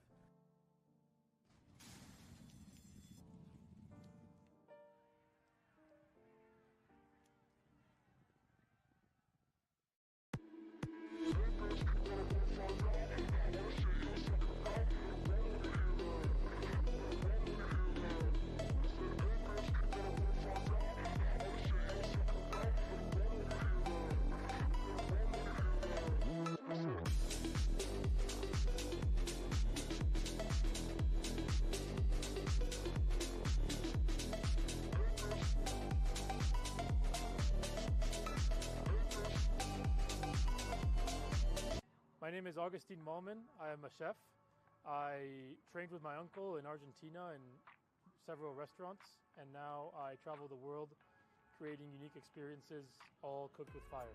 For this event, we came from California. My team and I had some previous events there, and we traveled with my wood oven trailer and all of our grills from Santa Barbara, California. Well, when we got here, we always arrive about a week prior to the event. There's several things that we order from out of town, like the firewood. We make reservations of all of the rental items, kitchen equipment, anything we need prior to our arrival is already reserved. And then once we arrive into town, we'll source out whatever products are on the menu, like fish, red meats, fruit, vegetable, anything that we need specifically for that menu that we chose. We will source it once we get in town. My team is everything. I mean, I always tell them and to my clients, without a good team, you can't execute these kind of dinners. It takes a lot more work than what people see when they show up to the events. It takes, like I said, sometimes weeks to prepare for an event like this because we're traveling from out of town, so we have to source everything we're not familiar with. The new barn is, we're here. This is the first dinner we're doing here, so we're very excited to be here. It's amazing. It's a great place to be, and it has this inner courtyard, which is amazing to do dinners, with a special area back here behind me to do all of our grilling and the fire showcase. So it's great to be here. It's a beautiful place. Very different being up in the mountains, but I feel with Melissa and Mark and all the events we do together, I feel like it's home. We've been cooking for them for about 4 or 5 years now. But as far as showcasing what we want to showcase and being in an incredible place like Aspen Valley Polo Club, that's no different to Wellington. It's a beautiful place up here. It's going to be a 4-course seated meal. As the first course, we have a halloumi cheese that we sear on our fire plancha with shrimp, pine nut gremolata sauce on top. The second course seated will be a roasted beetroot salad with goat cheese and arugula, lemon zest and olive oil. And then the main course tonight will be a mashed potato, sweet potato puree with skirt steak and chimichurri sauce. My name is Augustine Malman, and we are in Aspen Valley Polo Club, one of the most beautiful places to do an outdoor fire dinner experience.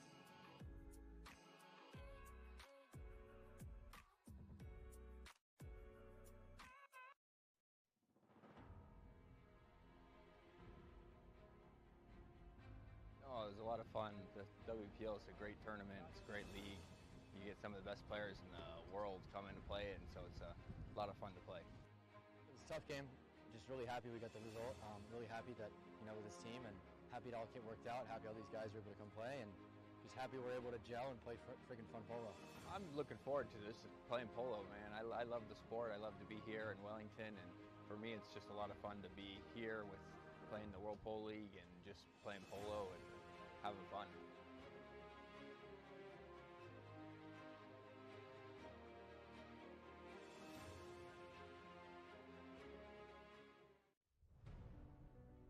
We were excited to start.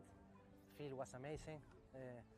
We knew that it was a really tough team that we had against. Mark always puts a really strong team in the field, and it was Gilberto's first game, tournament, and everything. So happy that he did good.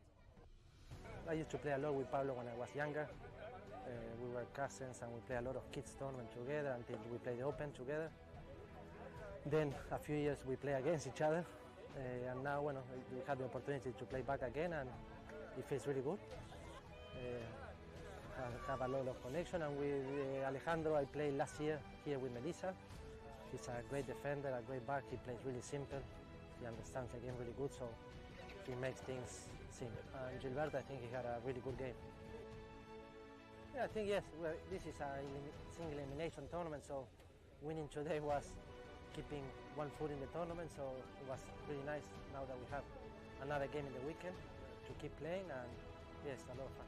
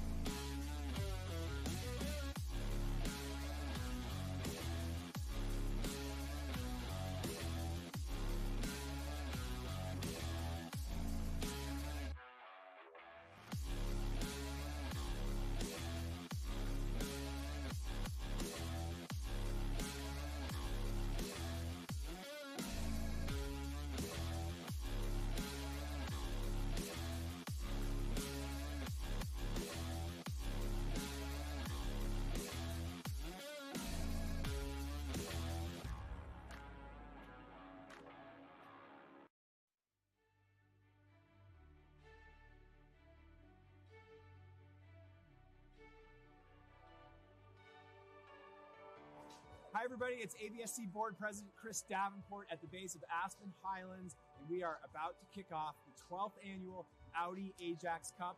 This event is our biggest fundraiser of the year for the Aspen Valley Ski and Snowboard Club, and it supports our mission of allowing all the kids in the valley access to the mountains, to sports, summer and winter. We give away a ton of scholarship money throughout the year, and this event really supports that mission, as I said. So we're psyched to have all of our teams, our 16 teams here, competing for the coveted Audi Ajax Cup. We've got a lot of action coming up, and I hope you guys enjoy the show.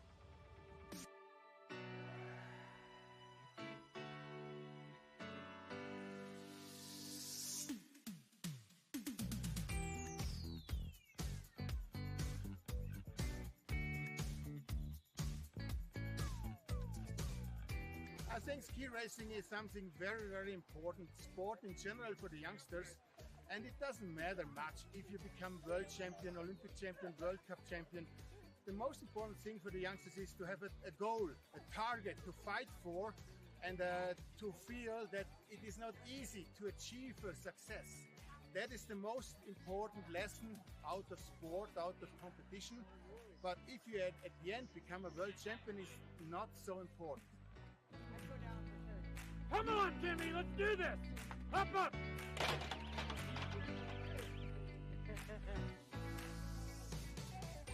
This is ABSC's largest fundraiser for our club. And I think the true importance of this is we are making a conscious effort to make sure that kids in the Roaring Fork Valley have the opportunity to get on snow, ski, and snowboard. And in this particular year, we've got over 600 kids that are receiving over $600,000 in scholarship money and financial aid. And that's possible for our club because of this event.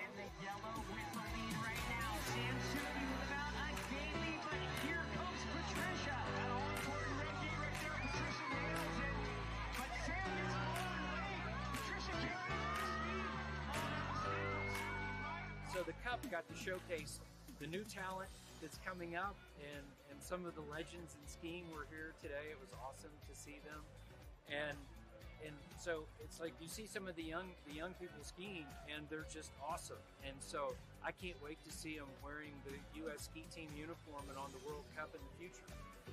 The 2021 winners of the Audi Ajax Cup. We love ABSC! We have ever seen a team go undefeated in the final. We're really looking forward to a fun day and get more kids on snow.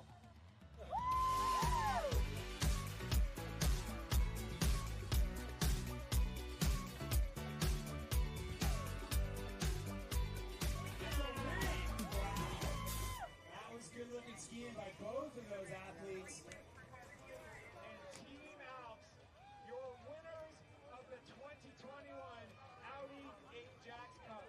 Unbelievable right there. Welcome back to CTV Sports. I'm Dale Schwetz with Santiago Tocolino, and we are live here at the CTV studios, and we're at the Grand Champions Polo Club, field number 2 for the second half of the finals of the 2023 World Polo League Founders Cup. At the moment, 8-5, Audi in the black jerseys. Mark Ganzi, Hector Casanova, Nick Rodan, and Fred Mannix are a 26-goal team.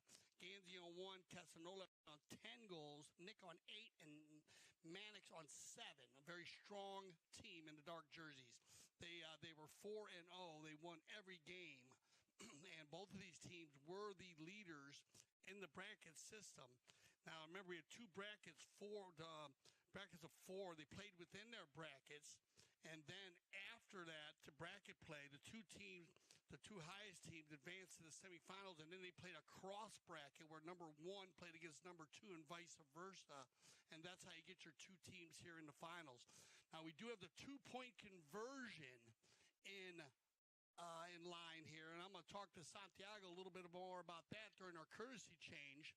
But we have a 2-point conversion. Remember, if you were to score, wow, Nick Rodan is going to get one here on the give and go. Let's check the replay.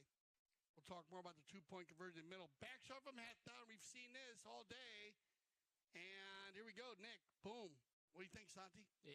We saw at the end of the third chakra and the first of the fourth that the Audi team is more with the ball. They have more possession. They are dominating the plays, and now it's a difference by 4. Yeah, they have been dominating. That's the perfect word. They've been getting the ball and moving the ball more, I think, Santi, than in the first chakra. It was a little cluster, a little close in the first chakra. It should be as the boxers the first round. No, they were seeing and trying to see what the play is better for what to do, and now they have more space to play. Yeah, good analogy using boxing. I've never heard that before in polo, but it actually works well. Yeah, because they were kind of jostling each other just to see where they were going. It's a good comparison. Wow, Nick out of the air, back and forth around the corner by Lucas, and that's our Richard Mill team. If you are joining us with Patricio Meyer, he's filling in for Gilberto Sao, and we give a big shout out to Gilberto.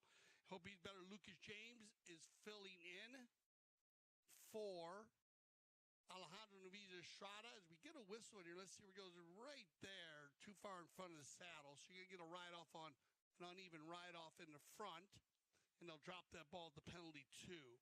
Gonzalito Perez and Pablo McDonough, they're the only 2 original players that started the Founders Cup with Richard Mill. So a big shout-out again to Gilberto and Alejandro. We hope they're better. Penalty 2, open goal.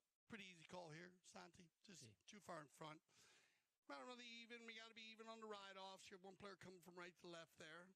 pushing in front of the saddle. Gonzalito. Pieta's with the open goal penalty, too.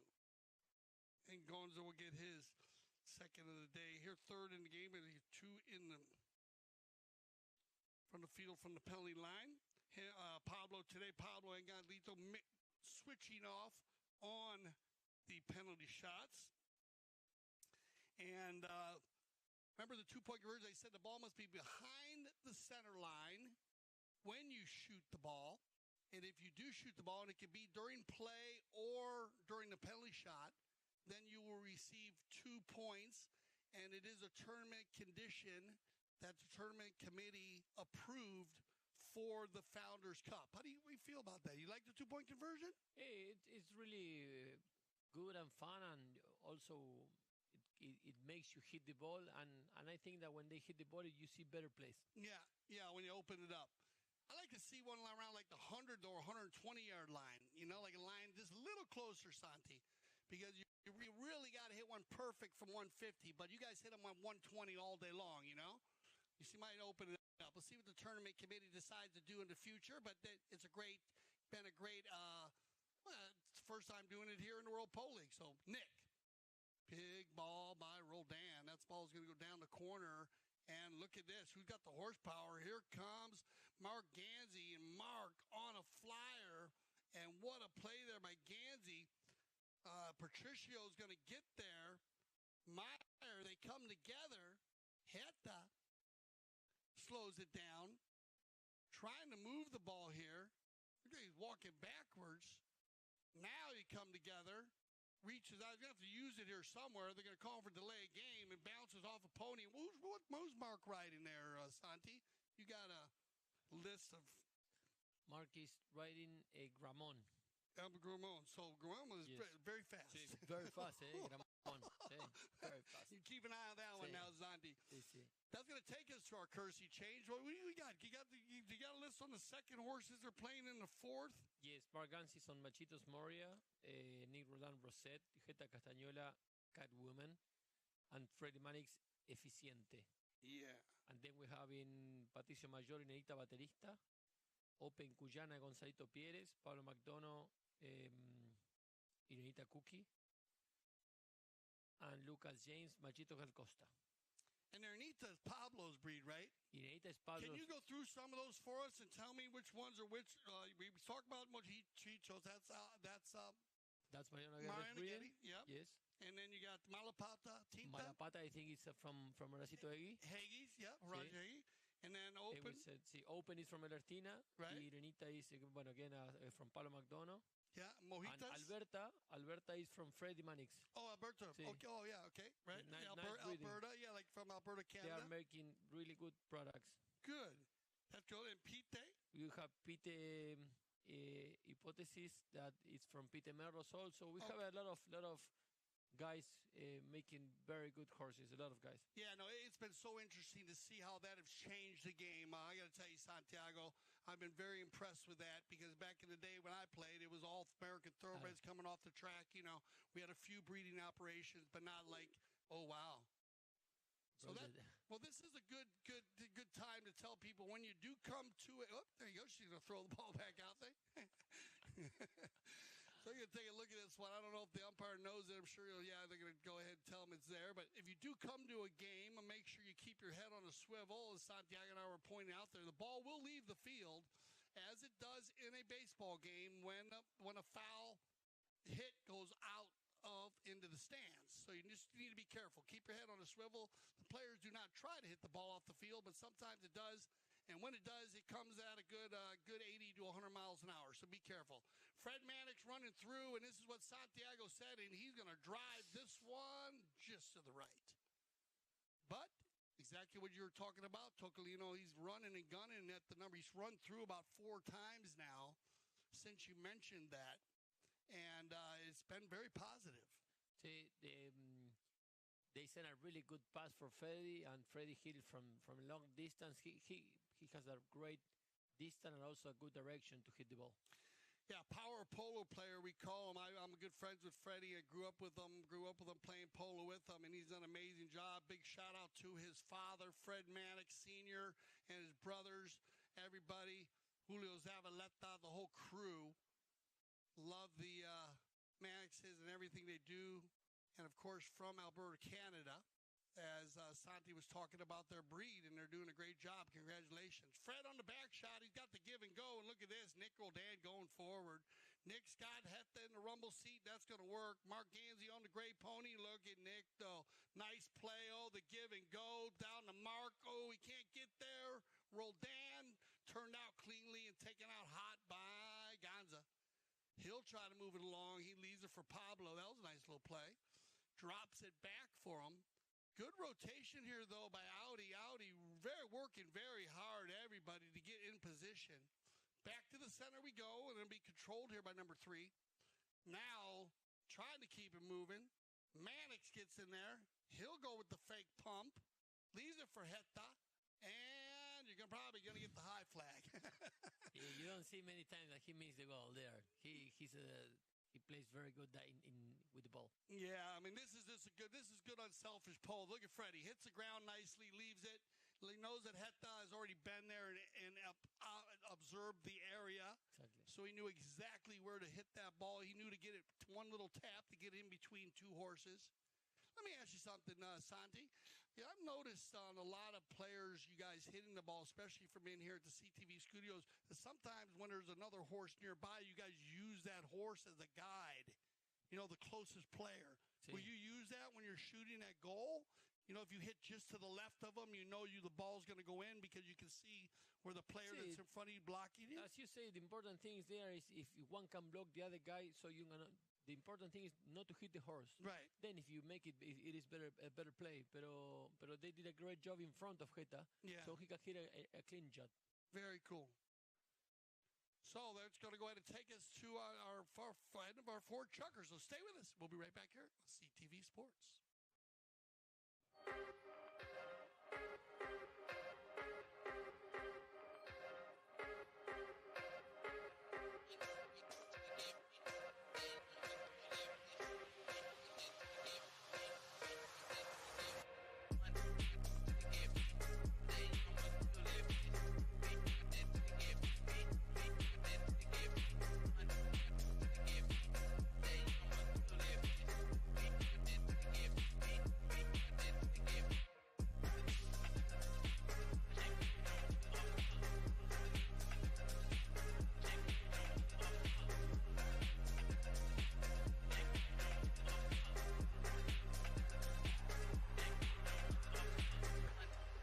The World Polo League, a new breed of polo.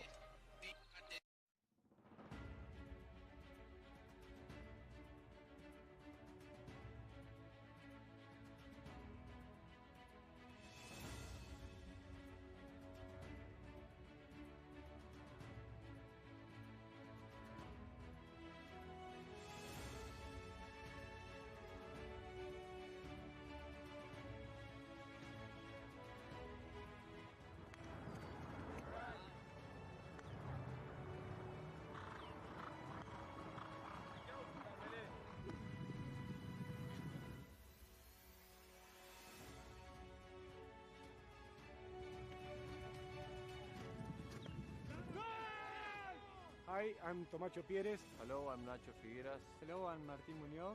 I'm Gonzalito Pérez. I'm Alejandro Novilla Estrada. Hello, I'm Nacho Novilla Estrada. I make goals and here back in Aspen.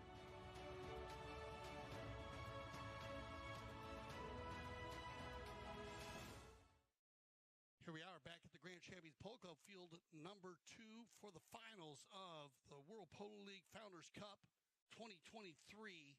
And at the moment, Audi on fire with a 10-6, up by 4 goals. But a lot of time left in this game here, and we haven't seen. Remember, Richard Mill had a couple players fill in with Lucas James. Lucas played in the semi, but also with Patricia Meyer here, and he's been doing a great job. He's been keeping Mark under control. Actually, Gansey, he was very hot at the beginning. He scored 3 open goal penalties, and then he had one. And look at this. They're going to come right out of the box and score the first goal here. So Gonzalito Pieta is slowing it down. Great job. Look at this. Good job by Patricio Meyer to keep out hit the Castanola. That was a great job, and that gave time for Gonzalito. It's really important for the Richard Mille to stay close in the scoreboard in this checker. If they can keep close, we'll see an even match at the end. Yeah, you got it. They don't want to give too mumuch of a lead here in the fifth. Fifth chucker action as it banks down the board, and this is as close as it's been all day. It was 3-2 after the first chucker, as Heta's going to win that ride-off. Then it was 5-4, and then 8-5 at halftime. So they've got it right there where they want it. If they can get a few goals here, they'll be right back in the mix, and everybody mounted up here in the fifth chucker. On the run on the far side, picked up, taken by Pablo. Nicky's going to get a P. Ooh, they come together right there, and whoa. I didn't see the guy coming from the center. I thought they were going to cry. You know, it was amazing. Look at this. He almost hit the drone. See the ball? And then right here, whoa, they come together. And that's what Santi was. You imagine if you're out there running. You know how it is, Santi. You play the game. So we're going to go ahead because of the contact, Santi. You can trigger this play. So the umpires can look at this play at all the angles. And this is the reason why, of course. Because we have so many different things that could have happened here. Which player had the lesser angle? They can watch the drone. They can watch the center cam. Sometimes they use the end zone cam because it gives you a better look. If we can see, if they can show it in the end zone, it's better, no? Or if the umpires can see it in the end zone, it's better. So that's what it is. Our umpire, because Gonzalito hit it a little to the right, and Nick was on the left. But I think he hit it not from goal to goal. Lucas was coming from goal to goal. You got it. From what I see here, it could be that way. Yeah, well, that's what they'll do. Our instant replay official, he's working with in your city. He's in the studios with us here in Santiago, so he can see what goes on around us. And we have everyone working on that, showing him all the different angles. He'll take the best angle, use all those angles to determine which call he should go with. And it's very important to have all those angles, and that's why we do have the end zone cameras and the drone, and, of course, our center cam. They all give different looks. Now, at this time, both teams still have challenges, so they could challenge out. But this is probably a trigger anyways. They won't need a challenge here because the umpires will trigger this one based on the contact between two four-legged athletes, two horses coming together. And then they'll determine which player created the danger, and maybe it's even Steven. I mean, you never know. The only thing I don't like, let's see what they do. They're gonna send a throw in. It's two guys in full speed, and they almost got down. So somebody was wrong. You know what? And I'm gonna listen. I've heard this conversation. I mean, you're not the first person to say that conversation. That sometimes that something was so hard that it was, but we'll both be able to see and figure out what they did. I mean, we get back to you on that, on how they determined it. But they go with the bowling, so they're going to say, they weren't 100% sure, or we'll check out exactly. Hit on the near side. Are you kidding me? Oh! This kid is amazing, eh? That'll make you chuckle now. Look at this. He's about 2 yards from the end line. It was easy. Yeah, and luckily Mark was there to give Meyer a ride off. What a golf. Does he play golf? I think so. Yeah, that's a great golf shot, huh? Great. I know the Pierres has played golf. I'll have to like talk a putter, about. No? Yeah, unbelievable. And then he was there to touch the ball. He was close to the line, no? To the end he was line. only about a yard and a half, Santi, maybe 2 yards. He's only shooting at like 6 inches a goal. It's really fun to watch him play. Yeah, you got it. He's a very exciting player. I enjoyed it too. Enjoyed watching him play and enjoy umpiring against him and Barto. All of them. The whole family is. I played a lot with Lolo back in the day, and against Lolo, is their father. And right here they come together, and then Mark is going to look around at Cobra saying, can he do that? And I think they're going to ride and see what they decide to call on this one. 11-7. Mark went a little behind the Pablo swing, no? Yeah. Yeah. He didn't mean to, but he was in the play. Yeah. Well, they're wondering, I think what they might be asking is if he's allowed to make the swing. I don't know if he touched him or not, Santi. If he had tapped him with the mallet or not, but that's See, I think that's what he's probably talking about. Probably asking them, hey, I was there, but does he have to hit me? Does he have to touch me with the mask? See? Yeah. Once he's got a point. He got a little point there, you know what I mean? To say, hey, hey, I'm there if I'm already there. But in a very tight game, they're going to go ahead. And I think if right now, what you're seeing some changing of the horses here now, Santi, before the Kersey change. So we actually have some of the players using their own changing. I know Richard Mill did do that in the semifinal. They used the Kersey change, but they changed a lot on their own. Okay, Gonzalito with the open goal penalty 3 here. And Gonza is dialed in. Now remember, Pablo missed one in the semi, so they were talking about it. And Gonzalito making his third one. And look at this. Still keeping that 3-goal lead. And he'll come back to the center. They're going to be pressing here, pushing up on Gaston Dorniak. Gaston says, guys, let's back it up a little bit. And now he'll give it back to him. And that one's going to go all the way through. And here comes, look at Audi coming out hard. Mannix will leave it for Mark. Cobra's going to drag it in, and Freddie goes over to pick up Lucas James. Mark into the corner now. Nice little play off the boards. Pablo gets involved. Bad luck there as it kicks off the pony. Lucas backs it up into a pony. They got Hetta going forward. 2-on-1 here. Shot on goal by Nick Rodan. Can Hetta get there? And Hetta says, let's clean it up, guys. So Hetta's going to drag it into the corner and regroup. And I like that. I didn't think he had too good of a shot there. Well, he just made one from the end line, so who knows. Here we go, though. Still looking for position. Now here comes, get ready for Hetta. Turning it around the corner. Keep it out in front of here. I like the non-call. No reason for a whistle there on the turn. He's way out in front of everybody. Shot on goal by Casanola. Bounces off a pony. Backed up cleanly. Grabbed by the Cobra. Mark hooked in there and taken out by Lucas James. Lucas, and then finally a whistle on the play. And that will bring us to our courtesy change. So, open chucker here. Let's see as it bounces around like a pinball machine in there. Yeah, that was a pretty easy call. It's an easy call. We say in America, Lucas got caught with his hand in the cookie jar. It's like when one of your kids, Santi's, taking a cookie without you saying yes. Oh, not a hard call there. That ball's coming across the center. It looks like the Cobra and Nick, who play a lot of polo together, they having a discussion there. So maybe Mark a little fired up by that one play. He'll get him right, and they'll keep coming because he's a big part of the game. Want to keep everybody nice and cool right now, right? Stay in control. Is a Mark going to take the penalty shot. Open goal penalty 2. And look at the Cobra. Still dialed in. That'll be his 4th of the day. And that puts Mark right back on in line.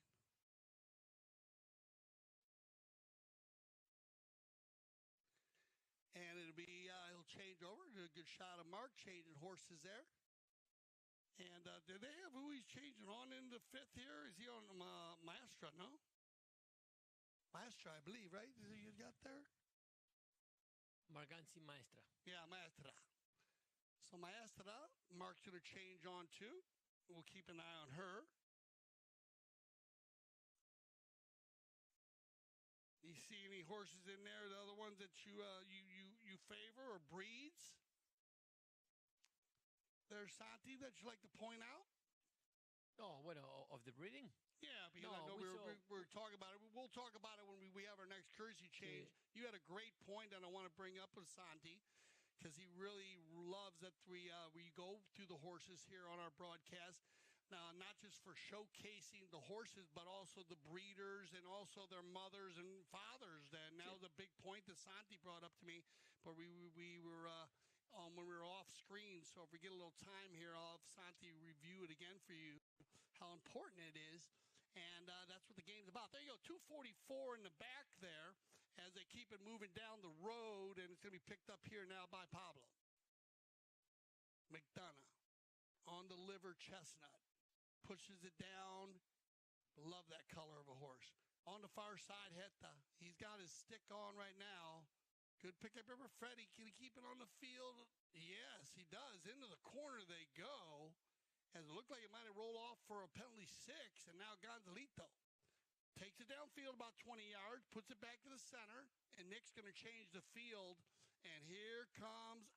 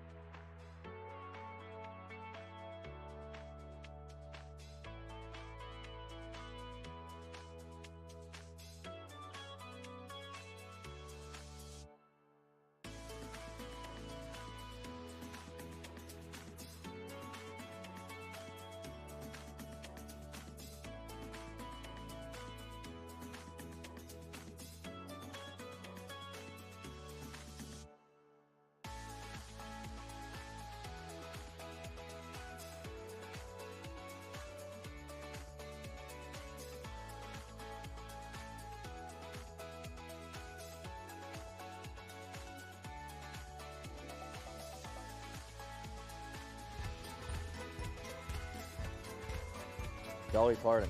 Taylor Swift. Spider-Man. Definitely Wonder Woman. Spider-Man. Spider-Man. Spider-Man.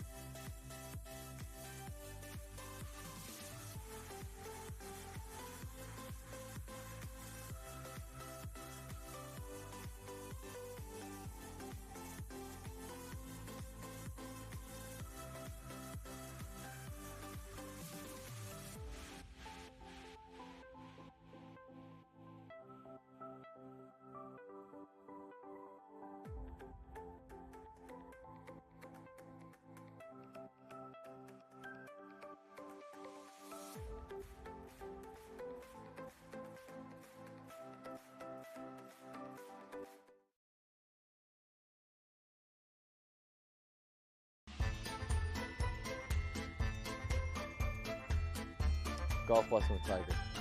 Tiger every day. Golf lesson with Tiger. Golf lesson with Tiger. 50-yard line seat the Super Bowl. The Heat in the finals. Ooh, I think 50-yard line at the Super Bowl. NBA final. NBA.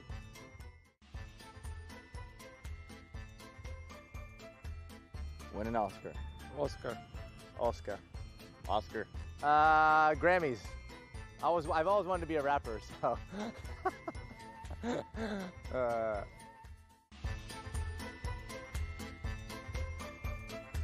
Week skiing. Week on the beach. Week skiing. On the beach. How about a week of both?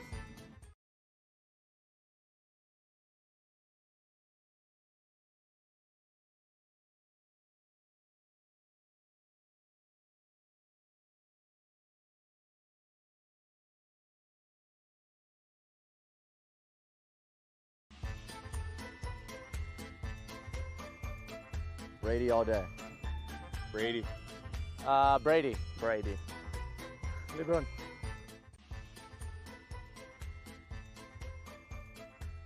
West Coast.